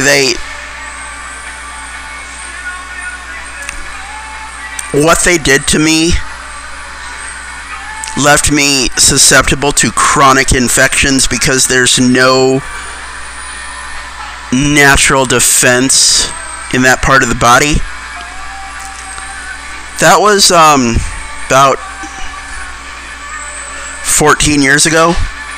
At this point, I'm sure my prostate's shot. I haven't been able to get an erection for like 3 years. It just, which is part of my back problem. What's going on down there because of what they did to me. And it traumatized me so much that I can't bring myself to want to go through the process, the surgery of getting it put back together. Oh, it's also a double-edged sword, okay? Here you go. We can't put you back together unless you're urinating regularly. Okay. 2, we can't give you a okay, so they can't fix that unless I'm urinating regularly. I can't urinate regularly unless I have a transplant. But I can't get a transplant because, your urinary tract is exposed to the elements. You're too high risk of infection. It'll destroy the transplant, so we can't transplant you. See how that works? We can't transplant you because of A. We can't fix A unless you get a transplant. There's really... Got a really good trivia question, especially if you're a Harry Potter fan. First reminder, it's brought to you by the Dunkin' Run. A great deal on the cold brew in the afternoon. Oh yeah, those psych meds will destroy your ability to get it up. Dunkin' Run, cold brews. You can get a medium for $2 between 2 and 6 in the afternoon, and there's good reason to do it. Because in the afternoon, and you don't wanna believe it, but it's amazing how it affects your self-worth when things go wrong down there. You're guaranteed to feel brand new again. So, what is the name of Harry Potter's pet owl? It's Hedwig. America runs on Dunkin'. Oh, and one more notion adding to that situation that happened with, her wanting so badly to know what's going on with my body because I'm her property. 3 years ago, I forget why I ended up in the hospital. They came down. She said, okay, move in with us for a couple weeks over in Lakeland. Okay, fine. It'll give me a chance to, sleep in a nice bed, shower every day, be comfortable. And it was going okay until one day when I'm in the shower, she unlocks the bathroom door, walks in and stands there, gawking at me in the shower. It's like, you know what? How beyond like, there aren't even words to describe that kind of perversion and sadism.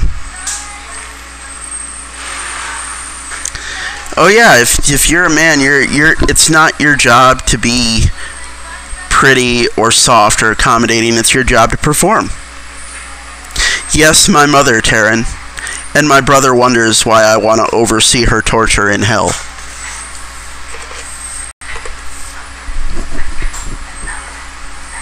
Yeah, dude, like, it's not isolated incidents that happened a long time ago. It never stops. Every opportunity she has, she acts out. And it's just, yeah, dude, I have no place left in me for a woman to reside.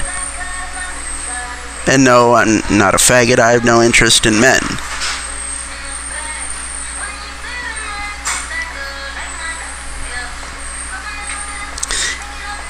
And this is why I'm terrified also of getting close to letting myself enjoy the warm emotions some women send me, because it's like, yeah, dude, well, that's why I ran as far away as I could after the incident with up in South Dakota. I ran 2,000 miles away to Florida, and they still hunted me down like there was a bounty on my head. They still do that shit. It doesn't stop, dude. Like, at the risk of, like, getting in trouble, I've often thought, you know what, I should have enacted the final solution on her when I was 17. At least then I would have, at least if I'd enacted the final solution on her when I was 17, I would have gotten charged as a juvie and would have been out of jail, 5 years ago, and been able to live a much more normal life, at least emotionally.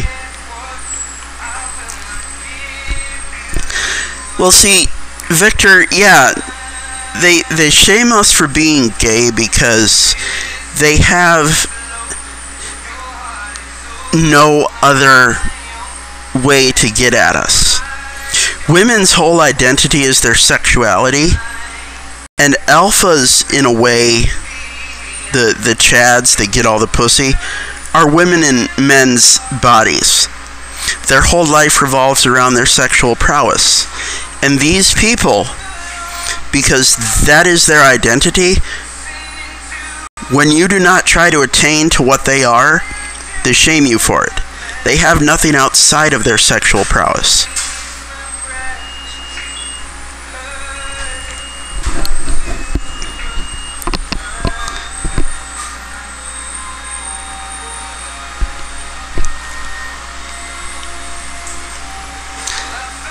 And, after everything I've told you guys, thanks for listening to my, traumatic history. After all this, every one of my family members shames me and shits on me for not treating my mother like an angel and loving my parents. And why don't you live with mom and dad? I wish they'd take care of me, my family tells me.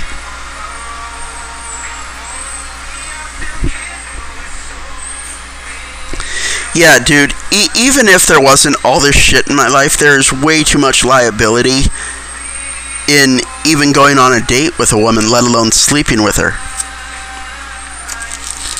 Oh yeah, I mean, even if society doesn't, like, take an EMP and go back to caveman days, we have socially lost all humanity.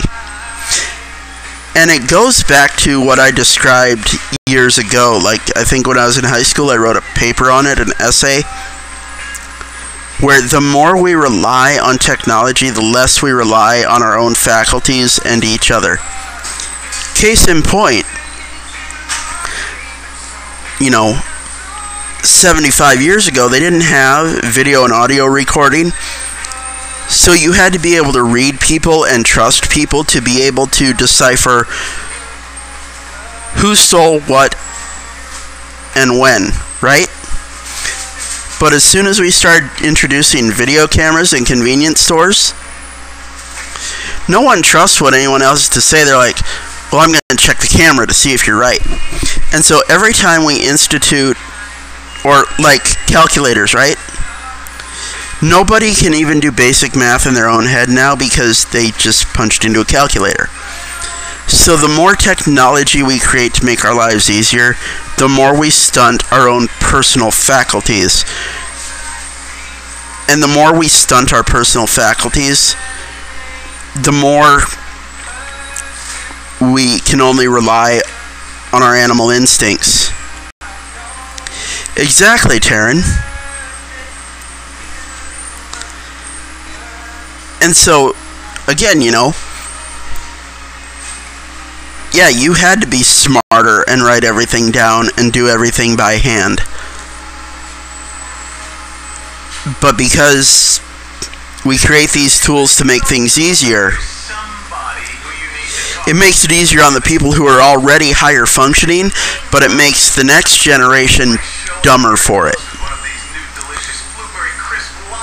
And so technology increasingly turns us back into visceral animals. Which goes back to what I said about the G.I. Joe cartoon. The movie where the snake people were going to put a bioweapon in the atmosphere that turned all human beings into zombie gorillas, essentially. Nice, Taryn. Who was I telling that recently?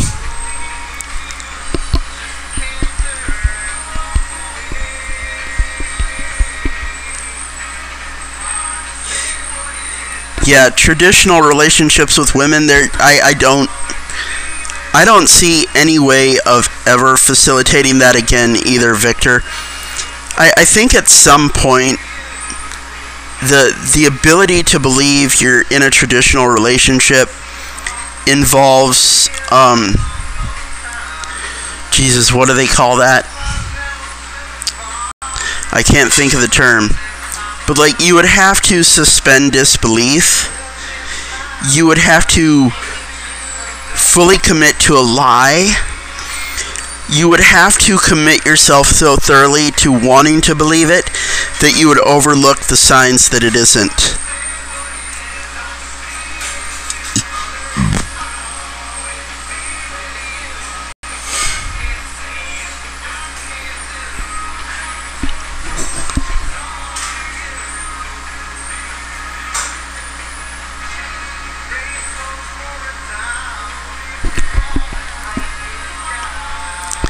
That is awesome, Taryn.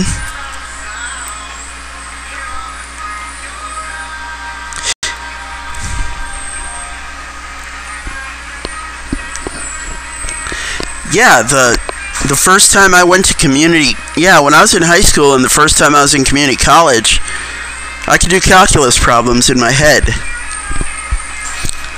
I still have those math books. I just crack them open and do random problems out of them, try to do them in my head still. I'm not as sharp as I used to be, but, biological conditions that have created, brain fog over time, lack of sleep, impaired chemical balance,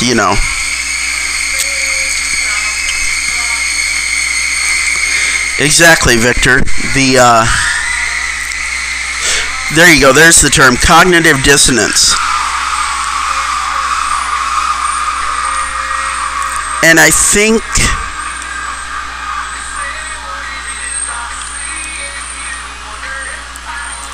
that's more prevalent than we realize.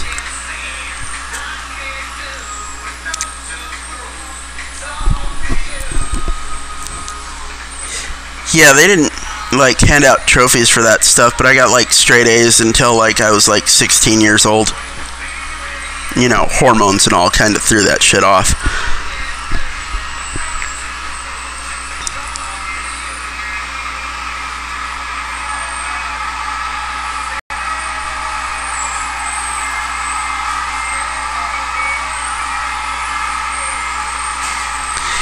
That too, Taryn. Which raises that point about the women that, are like, I believe in love at first sight. translation, what she's saying is that love at first sight is not any other love other than Eros. Like, a man's translation of love at first sight is, I looked at her and she gave me a raging hard-on.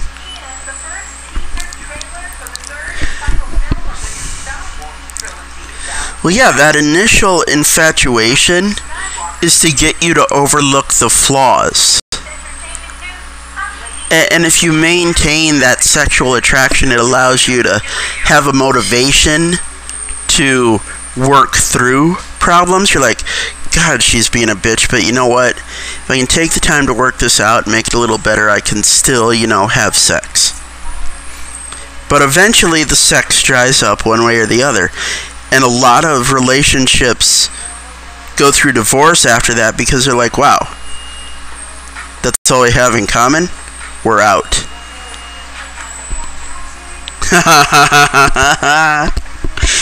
Great minds think alike, Taryn. But yeah, and then these women seem to think that Eros love is the be-all, end-all. Did you see that video TFM did recently describing the Greek forms of love? Either of you? It's actually really, really good. And I seriously recommend watching it. Well, damn, dude. I don't know how long this stream's been going on because it keeps resetting. I'm gonna get some serious watch time at least, compared to other stuff I've done. Yeah, that's one for the ages, man. That's one you file away, like, as one of your most epic videos. That what was that? He said that the I forget the name of it, but the love of a utility is the highest, is what women deem the highest love for other people. Yeah, English love is very vague. Like I said earlier, when my mother says, I love you, it's like, but how do you love me? Do you love me like a person you want to see do well? Or do you love me like property?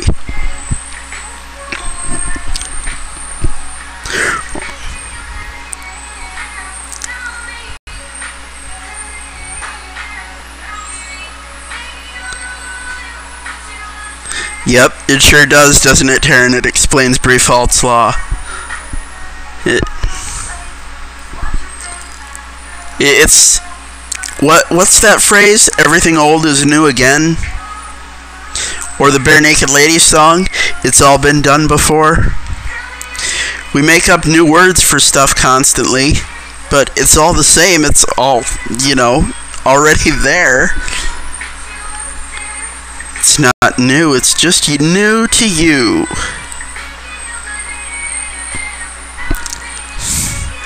Digging into history's thrift store of ideas. Hey, look at this great used philosophy I found in aisle 9. Oh my god, it looks ancient. I know, but like, dude, it's so cool, it applies. It's in fashion now.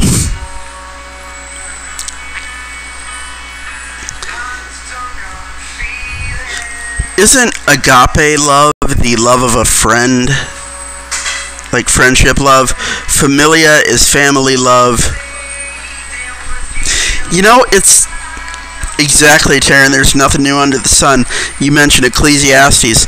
I find that interesting, too. As debaucherous and debased as our society has become, all of a sudden, the, most hardcore, atheists and scientists and, screw religion and screw God, all these people are coming up and they're going, oh my god, the Bible was right. And they're citing Bible verses now.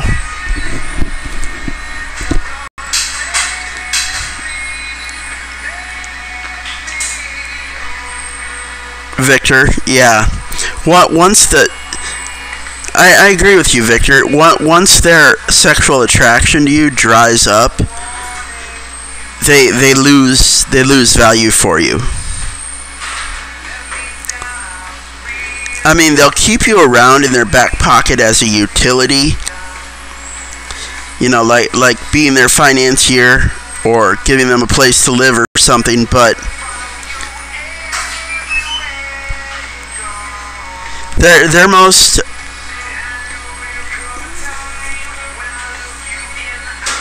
exactly, Taryn, which reminds me of when I was in high school. I had a bunch of turbo Christian friends that wanted to convert me. And then I had other friends who knew, you know, I was atheist and I, you know, was, you know, not against Christianity, not wanting to destroy it, but I was not down with it, right? And they would always trip out, right, when I'd cite the Bible and knew more about the Bible than my own Christian friends. And I'd look them in the eye and I'd go, have you ever heard the phrase, know thine enemy? It was funny because we used to, we'd go to these things called, an academic competition where you had, every school had a team of 4. And the moderator would ask, like, Jeopardy-style questions, you know, what composer, what year, all this weird shit, right? And everybody knew me as the irresponsible, out-of-control party animal.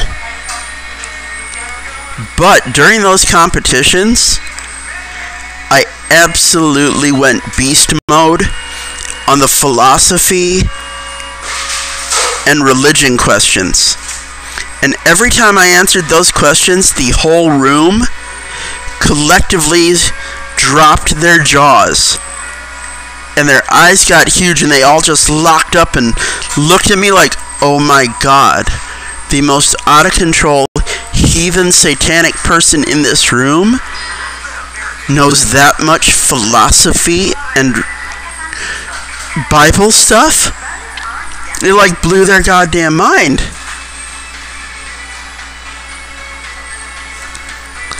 I read LaVey's book, and you know what it sounds like? It sounds like some psychobabble.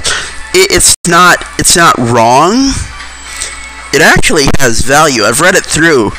In a nutshell, it basically says, okay, you have all these urges inside you. If you don't deal with them, they become neuroses. But deal with them properly. Don't use them to hurt people. And that's basically what it boils down to. It's not an evil book, it's just the Satanic Bible, because the satanic side of the human being is the urges and impulses.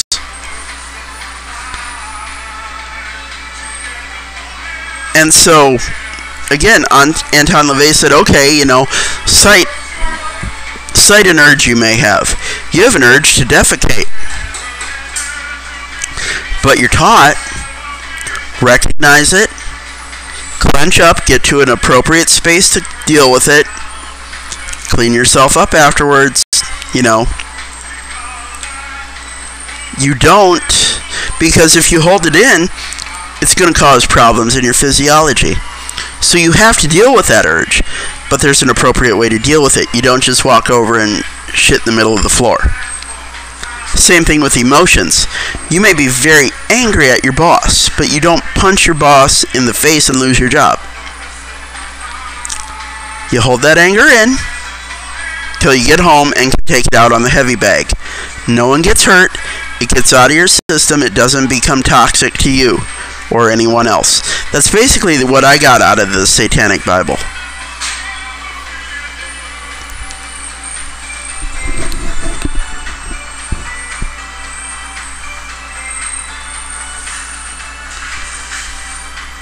Agreed, Victor. Yeah, the women have become nothing more than parasites.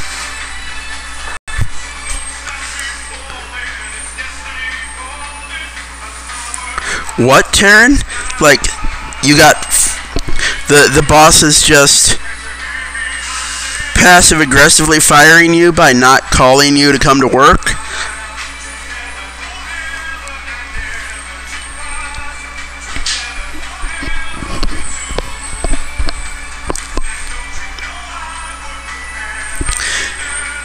Which raises a point, though, going back to the thing about Jesus, dude.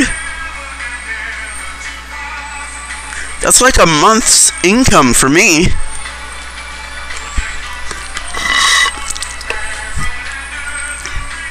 But let's go back to the example of managing your urges properly.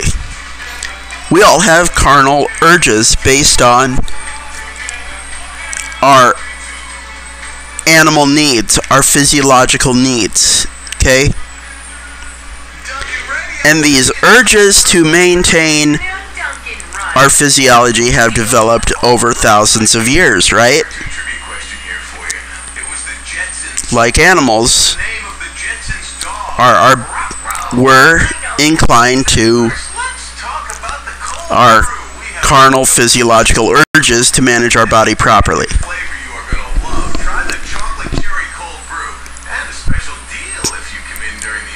So those are our instincts, our nature, okay? I have a nature, or I used to when I was younger because I'm a man. I had the nature to breed with every woman in sight. I did not.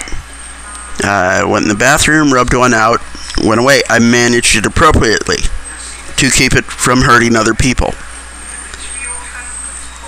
Okay?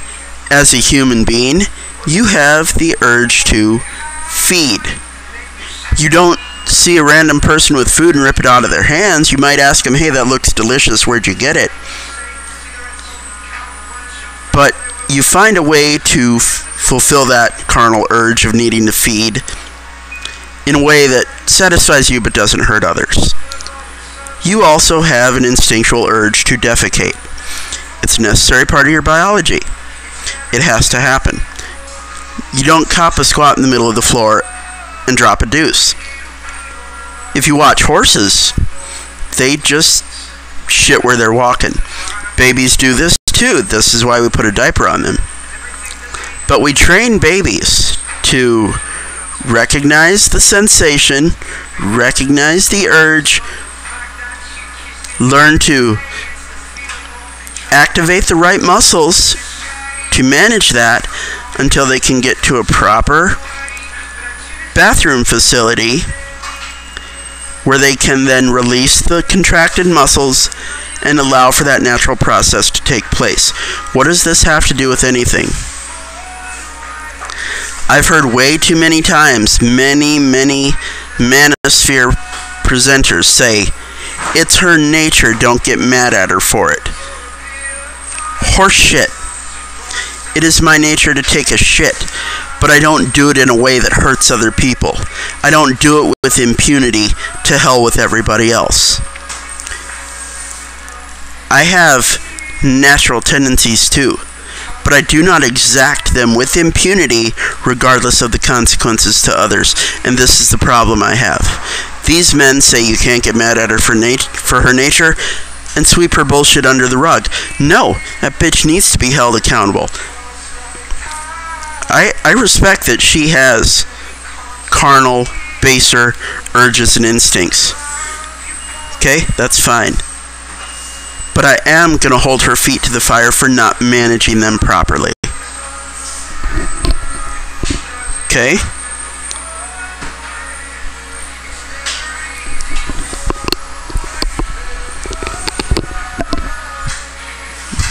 And again, you know, you can go to a more recent example. You've probably heard from these guys. I have an urge as a man to impregnate many, to have sex with many women, but I go to jail for rape. A woman has a carnal urge to acquire resources, but doesn't go to jail for taking all of a man's shit in divorce. Exactly, Taryn. They're apologists because they're still trying to ingratiate themselves to women. Look, honey, I get that you have a carnal instinct to mate with Chad. Okay. I also have a carnal instinct to mate with Stephanie, but guess what? You're a fat pig, and I'm not a Chad.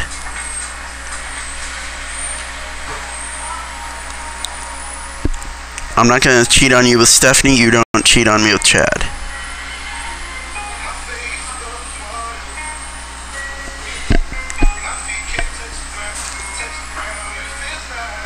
Karen says his grandmothers were far more mature even when they were shitty. And you know what? There's something to be said about that.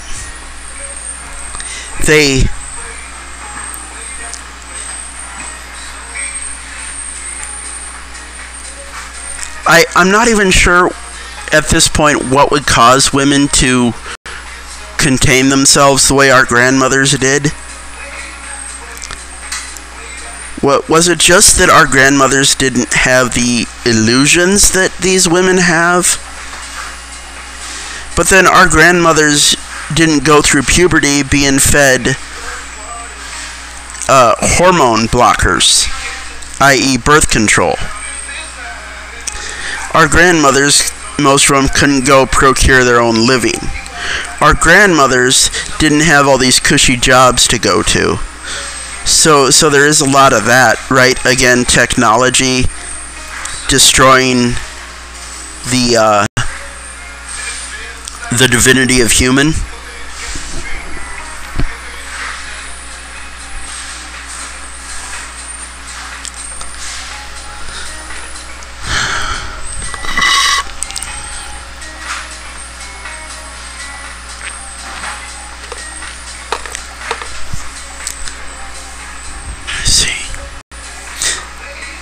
But if you'll allow me to indulge again in another story.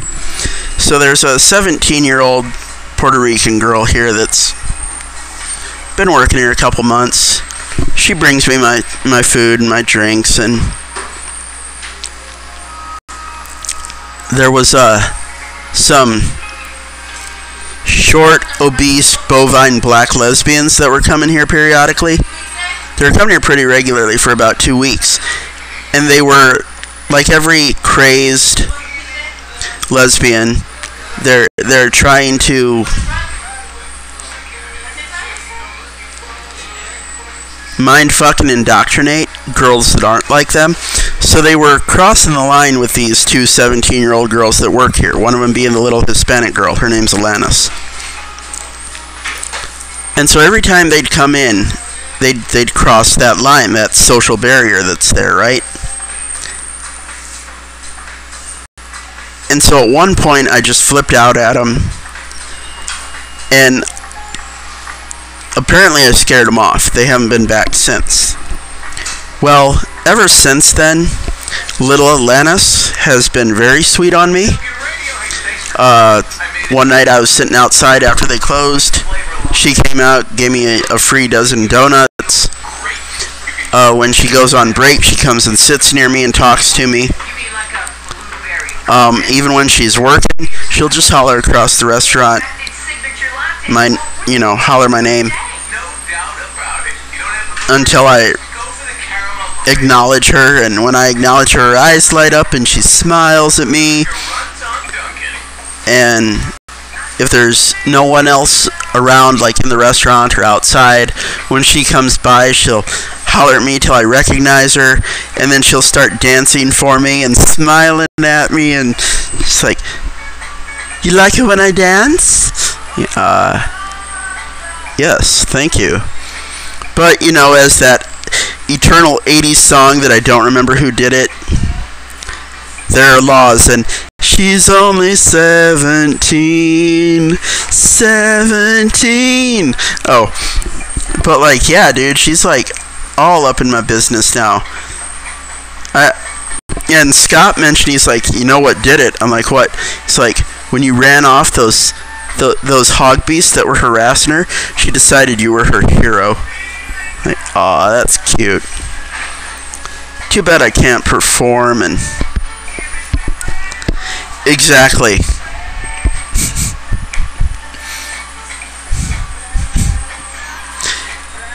She has that very, very like porcelain white skin though.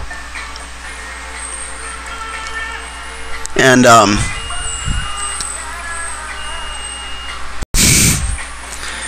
and that long black hair. She is a tiny little girl though. She's like, I mean, if I could stand up straight down my back, I'd be like 4 inches taller than her, 4 or 5 inches taller than her. She's under 100 pounds.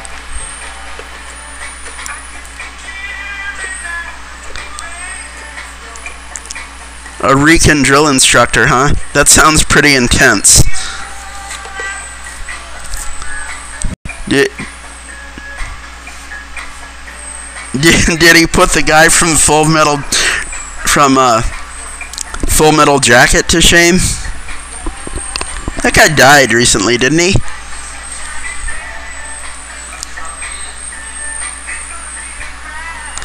Oh yeah, those the tacos are very hot-blooded, and that crossed my mind too. Even in the best of circumstances, right? Fairy tale land, I'm a perfectly healthy male. Yeah, the screen's glitching bad, hang on.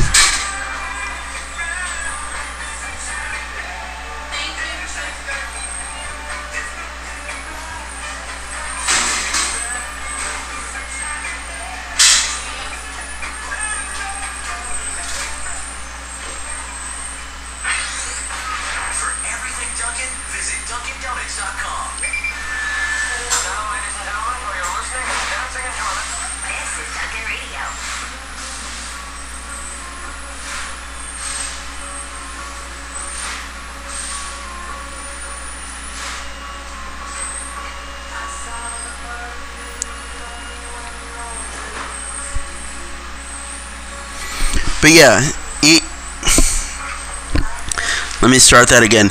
Even if I were in perfect health, it would still be a danger to be in a relationship with her, even if she was 18, because if she has brothers or male cousins, you know how those Hispanics are, especially if you're not Hispanic and you're dating one of theirs. They go like full-on mafia on your ass.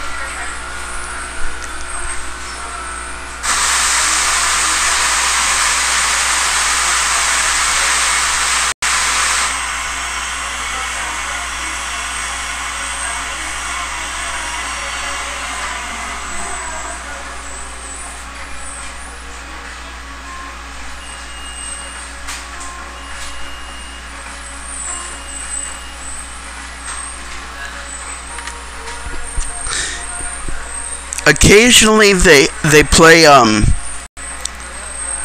mid to late 90s music here, so that's enjoyable. Like what is it, like fucking Sheryl Crow, Matchbox 20, Dave Matthews, Third Eye Blind. But otherwise it's pretty current stuff, the really crappy stuff. And I still can't think of, you know what? Right? Like, Hispanics are very, volatile.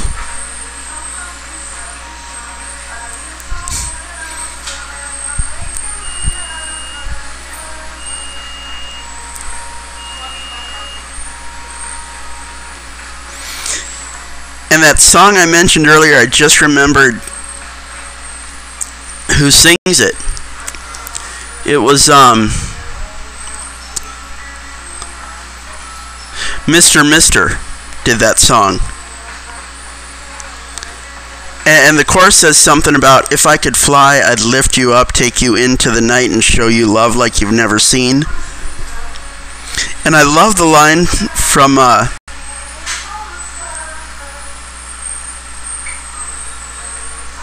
is it that song or another song where he talks about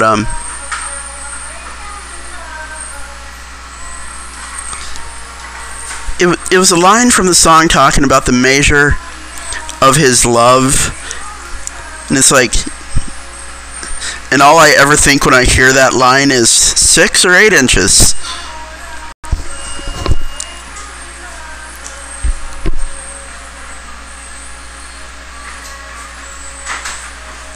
Laugh out loud, Victor. Yes, dating any woman is bad for your health, period. Not just your physiological health. Pick your financial health, your psychological health, the health of your reputation, your social health, your legal health.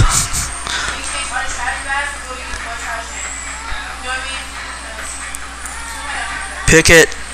It's not going to work out. Oh, dude, like, I think that came out when I was like 7 years old. Broken Wings came out when I was like 7 years old. And like, because of everything I had experienced and not experienced up to that, I was extremely emotionally sensitive. So like, when that song would come on when I was little, it would make me cry. Which also brings me to a point. I do not like listening to music with other people present. Like in the car, you turn on a song, right? Because you like it, and then the other person goes, "Oh my god, I love this song, this is great," and they go on and on, right? I can't do that, because when I was really little, again, I realized my only emotional support mechanism in life was music. So listening to music in general, like hear the stuff on the radio, it's like, that's nice. But when someone's trying to engage me with how much they like a song, I can't do it. It hurts me, because music to me is such a intimate experience because of that reality.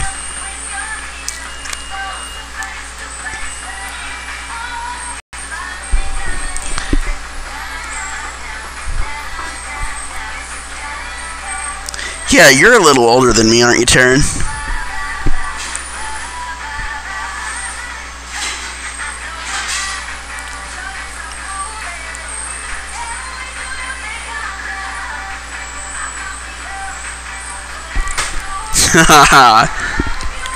Right on, Victor, SLC Punk. Matthew Lillard was the star of that, right? And didn't he play Shaggy in the live-action Scooby-Doo movie years ago?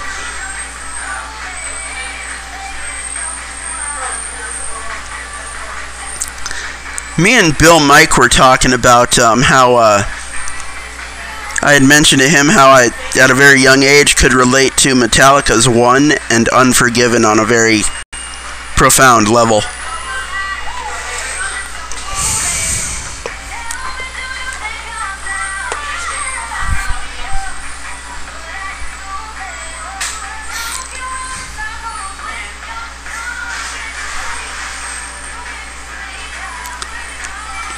I'll do that, Taryn. Donovan Warlands. Alright.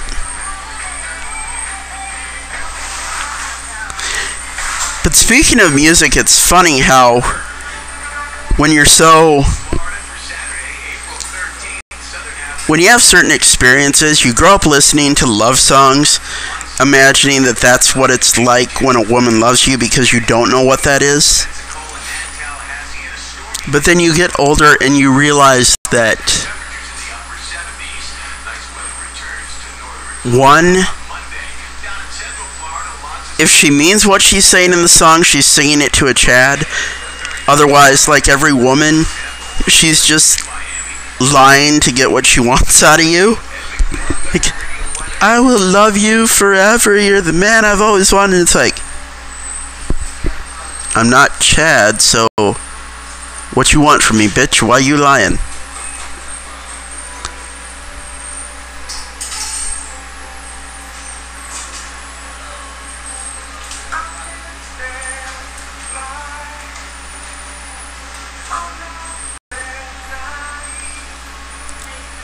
So hold on, what are you saying here, Taryn? A song based on a book. Johnny Got His Gun was based on a book, but they turned it into a movie, and Metallica made a song and video?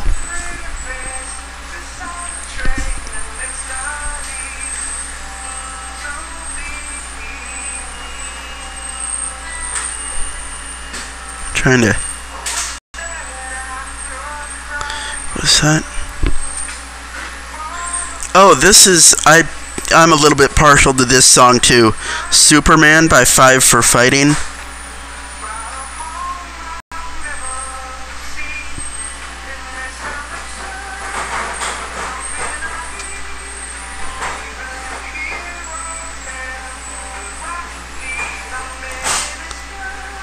But then...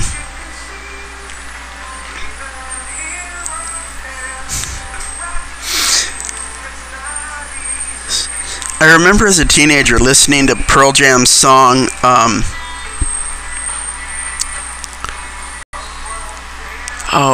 Better Man, right?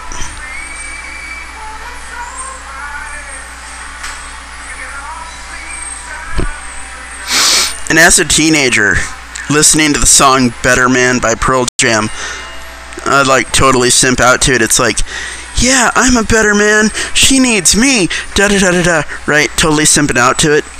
Now I listen to it, and I hear the song, it's like, okay, one, you picked him, bitch. Get over it. Two, she doesn't want... Who's the better man she wants? Is she with a beta and she's trying to get a Chad, or is she with an abusive Chad and she wants a beta? It's like... Pearl Jam made a lot of grunge songs were very man-shaming, though. Like, pro-feminism, pro-women. Though I did like how, the music videos that,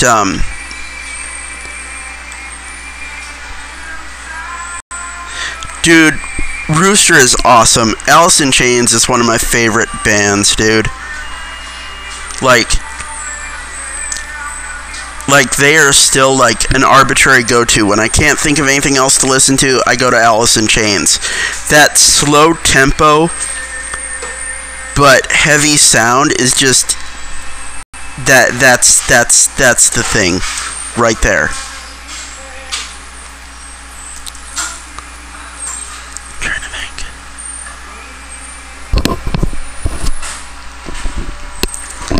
I did like how, some of the, grunge music videos, like, and distorted them and made them look crazy and demonic, in a sense, saying the happy family thing is just a motif for society. It's actually hell at home.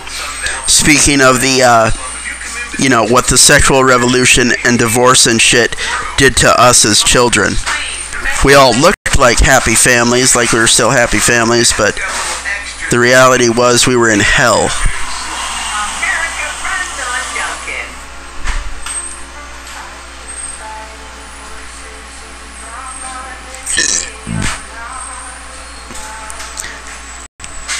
Johnny Cash, his remake of Hurt was frickin' awesome. I don't know that I've ever seen American Beauty. I have not.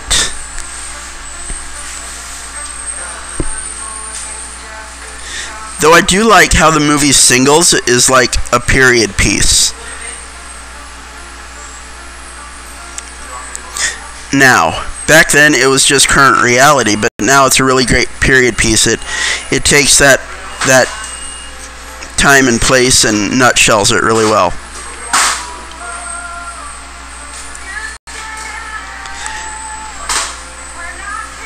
Yeah, well, you know, when you get that old, you probably don't have as much creativity as you used to, like making up your own stuff.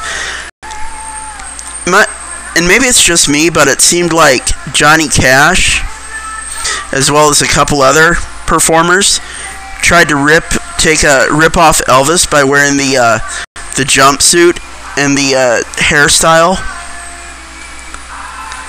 You know what? I've heard that. I've heard his cover of Personal Jesus. That is really cool.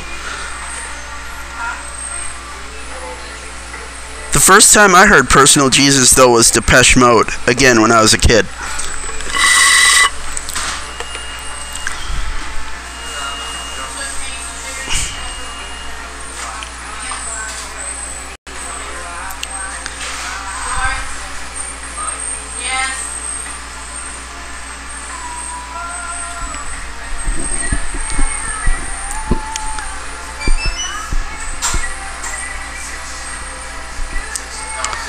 How's the gameplay going, Victor? Are you going for the high score?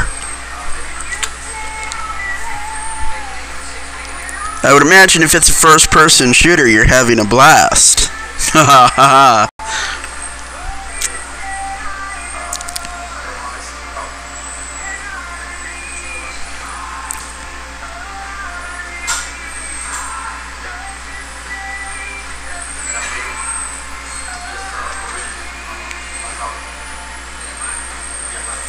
Uh-oh.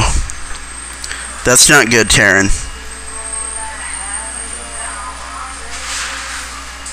I don't know. I can't.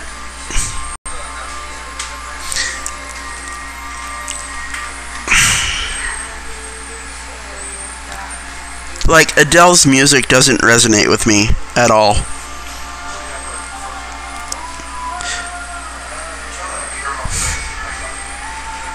Yeah, it's Adele's song in the background, Taryn.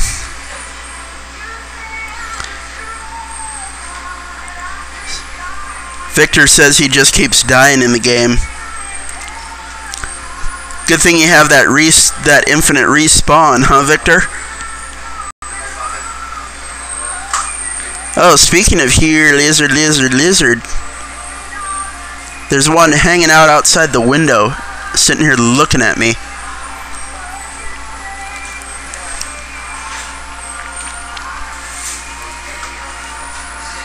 Trying to think. What song was that?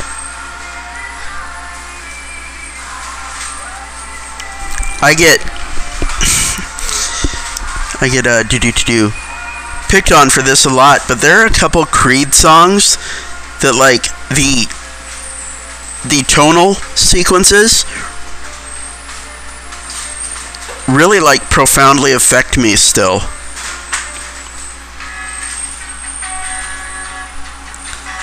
Yeah, you kids and your infinite respawn. We actually had a limited amount of lives when I was your age.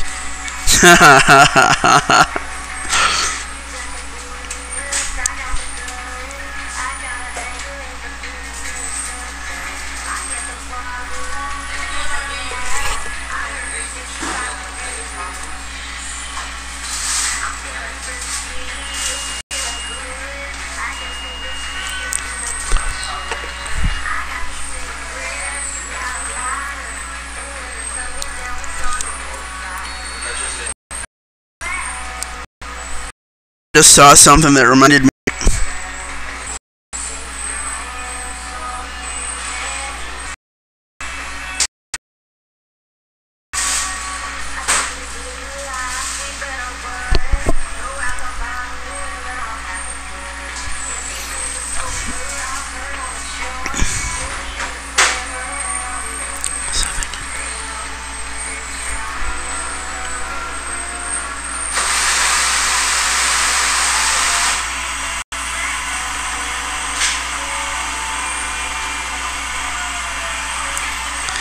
Yeah, there is that thing, right?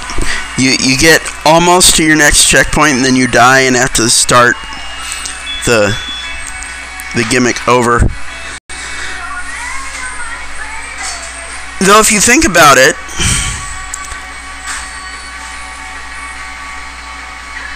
I don't know if either of you remember, like, Nintendo games like Metroid or Simon's Quest. You really didn't have a limit on lives. I mean, okay, you ran out of lives, you hit continue, and you just keep playing. Now, mind you, again, you know, you lost stuff like you had to reload all your health boxes on Metroid or rebuild your missile stash. And Simon's Quest, you had to rebuild the hearts and experience points, but dude, I still play Simon's Quest.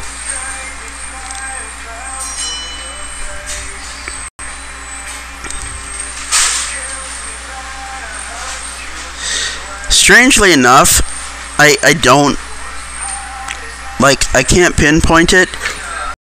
Kind of like I don't know why I had this like strange like connection to the Hawkeye character in the Avengers. But like Simon's Quest is like my absolute favorite Castlevania game. And anytime I remember playing it, it was alone, usually in the dark, in the haunted farmhouse we lived in, where I was absolutely terrified of looking away from the screen or moving. It was like Simon's Quest was just like this focus to keep the fear and poltergeist at bay, and then like you tie that into your hunting monsters, and probably, you know, some kind of like post-traumatic fear of the vampiric nature of sucking the life out of you.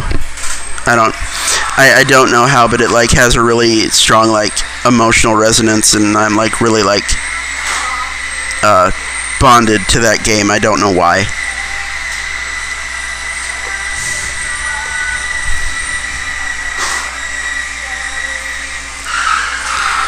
Oh, there was a really like obese woman coming into Walmart the other day.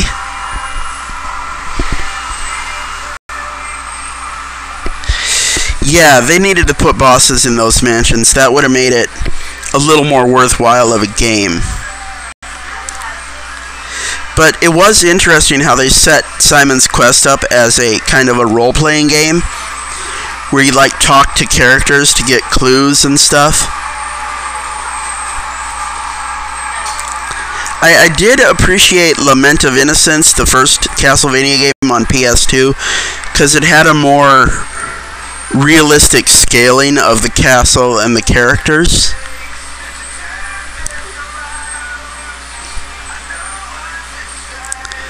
But let me go back to what I was saying about the fatty at Walmart. This like 70-year-old woman that's like 200 pounds overweight, right? Comes in on one of those motorized carts. Her 15-year-old grandson's walking behind her, right? And the cart's moving really, really, really slow, okay? And he walks over to me as I'm getting off my cart. And he walks over and he goes, "Can I get that cart from you? It's from my grandma over there. Hers is going a little slow." And I looked right at him, and I kind of sat there a second and thought about what should I say to him. And I just looked at him, I said, "Well, these carts have a weight limit, so the more weight they have to carry, the slower they go." And I got up, told him it's up to you if you want to use this cart. And I walked away, right? And I watched. His fat-ass grandma came over, got on the cart I was using, and it took off just as slow as the one she was using, and I just quietly laughed to myself. But yeah, Lament of Innocence was actually, I think, the last current video game I ever played. Like, I haven't played anything current since then. And yeah, it was a really cool role-playing game, especially with the, I like how they set up the save points. And that hallway, where once you kill enough baddies, you go out to the shop, you buy something, you go into that hallway, and then you max out the number of that item you have, then you go back to the shop, sell them to the guy, go back in, max them out again. And then once you know, build up your money, then you go to the shop and buy a bunch of new stuff and go back to the hallway and max it all out again.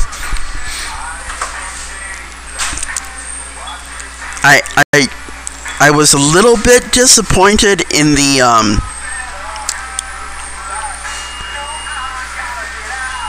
whip physics of Lament of Innocence. But it was a great role-playing game.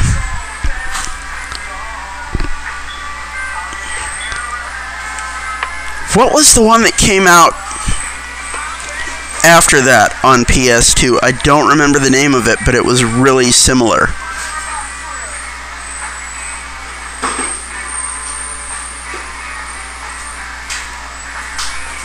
In any case, yeah.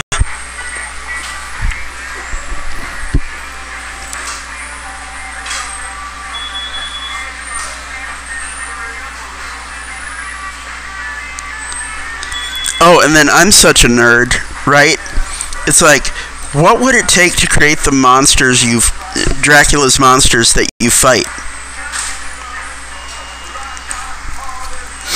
No, I never got around to playing Warhammer.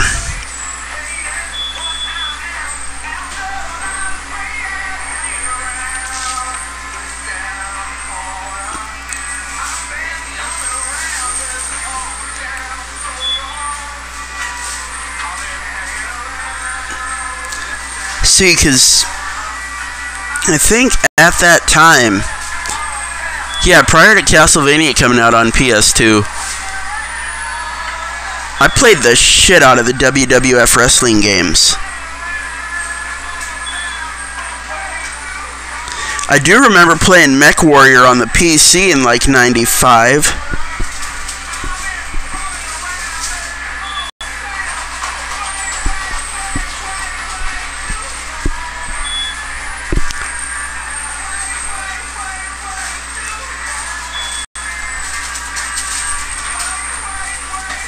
Played an Alien Against the Imperium. First-person shooter. It was great. Yeah, I think the closest thing I ever came to like first-person shooters was Wolfenstein and I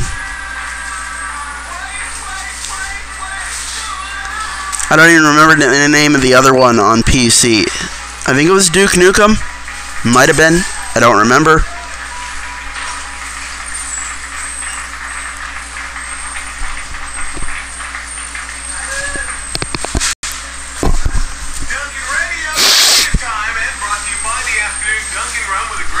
But yeah, back to Castlevania. Castlevania 4 on the Super Nintendo had by far the best whip physics. All the tricks you could do with the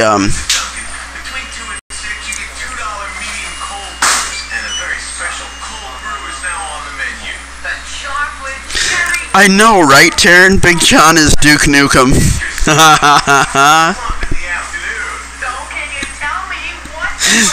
And you know what? That reminds me, because Victor did a video of a prank phone call where he used Duke Nukem's likeness.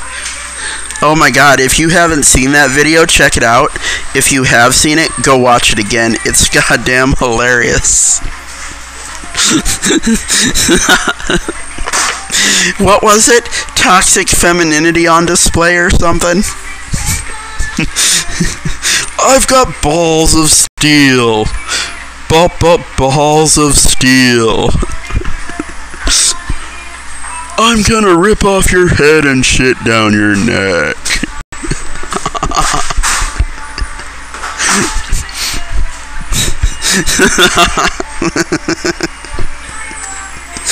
Oh my God, that video was epic. What was that line? Her and her co-host, he goes, "It only does it when you talk." No, I'm serious.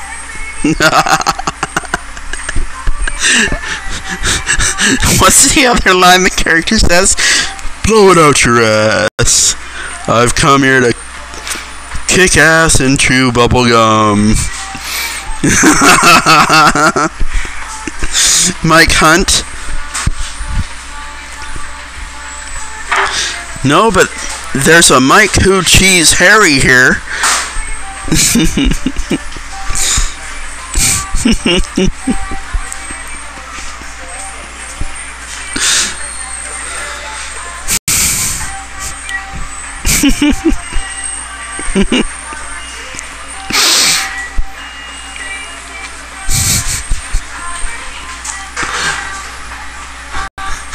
Or what was that line from Family Guy when Lois tackled Peter and had his face in the carpet? And Quagmire standing outside, she's screaming, "Sing it like eating red carpet! Sing it like eating red carpet! I like eating red carpet!" And Quagmire faints on the sidewalk.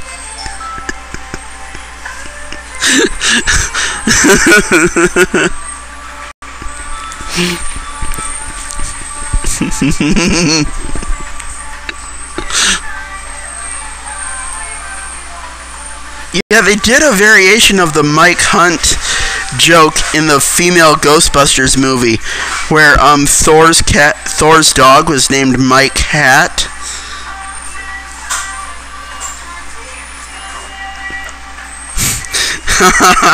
Oh my god, that's classic. Do you have Prince Edward in a can? Yes. Or what's the other one? Is your refrigerator running? Yes, well you better catch it.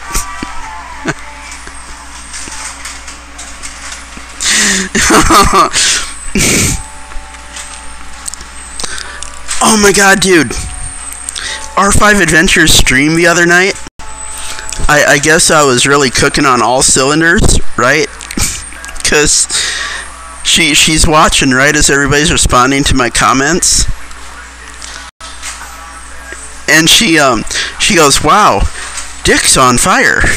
And it made me think of that Stoneflies cartoon from Joe Cartoon, where the fly catches on fire and he's like, my dick's on fire, my dick's on fire, my dick's on fire. Oh, yeah, when Quagmire does CPR to save the hot broad, yes, that's hilarious. Giggity. What was that one? The woman with the eye patch? He goes, hey, baby. You ever get kinky with that thing?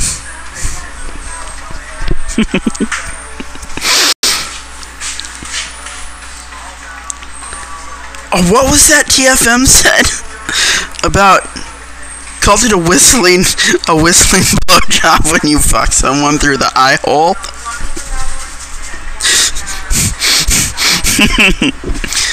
Real skull fucking.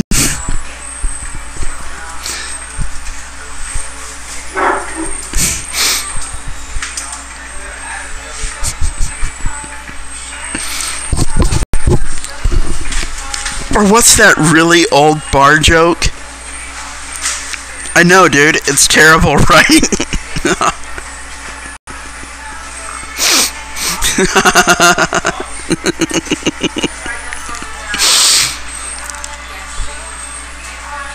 But yeah, what's that old joke? The dude with the wooden eye, right, is sitting in the bar, and he's looking around to ask some woman to dance, right? But he feels really insecure about his eye, right? Hold that thought, dude. Type it up while I'm telling this one. So the guy with the wooden eye is looking around, and this really fat broad sitting next to him.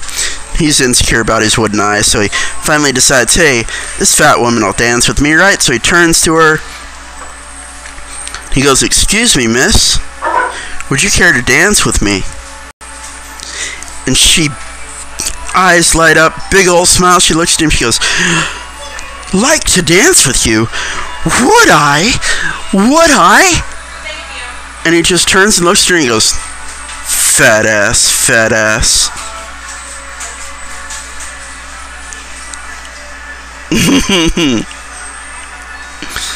Go for it, Taryn. All jokes are welcome here. The more the merrier.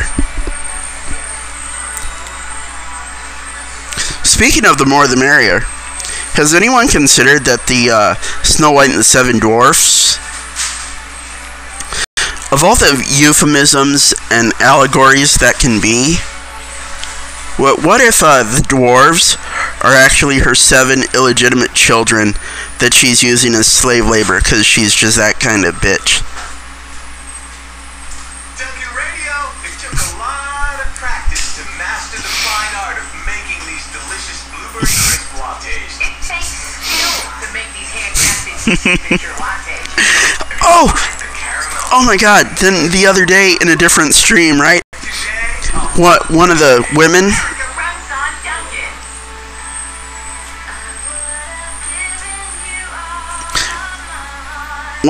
in the video stream, right, was talking about how she couldn't find her broom.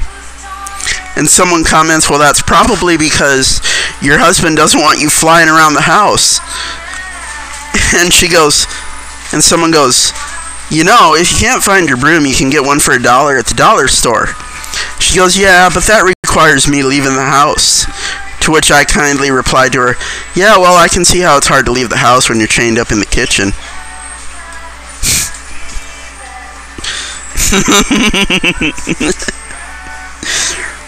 Right?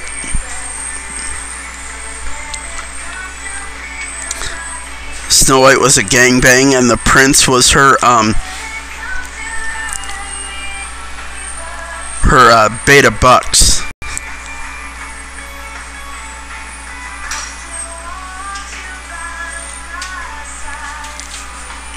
Okay, Taryn, I'm following your joke. Take your time typing it up. We're going to be here. I'll read it through from beginning to end once you get it done.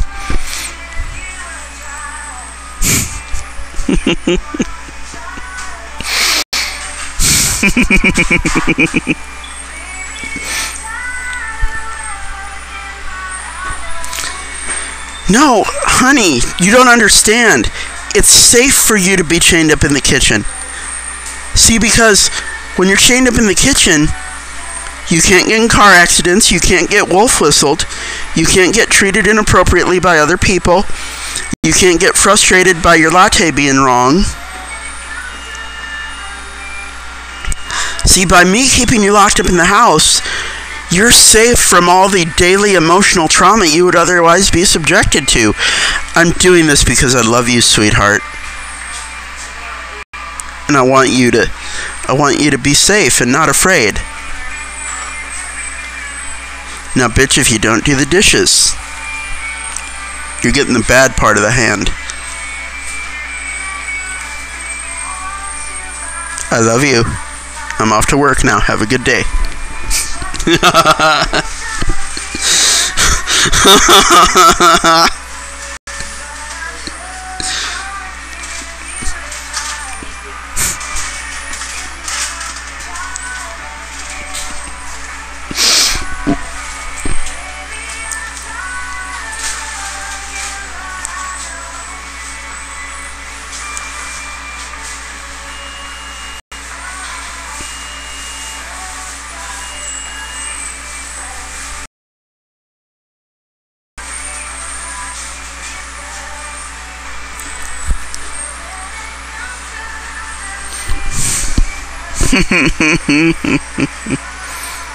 Alright, let's see about this joke Taryn's doing. Got going on.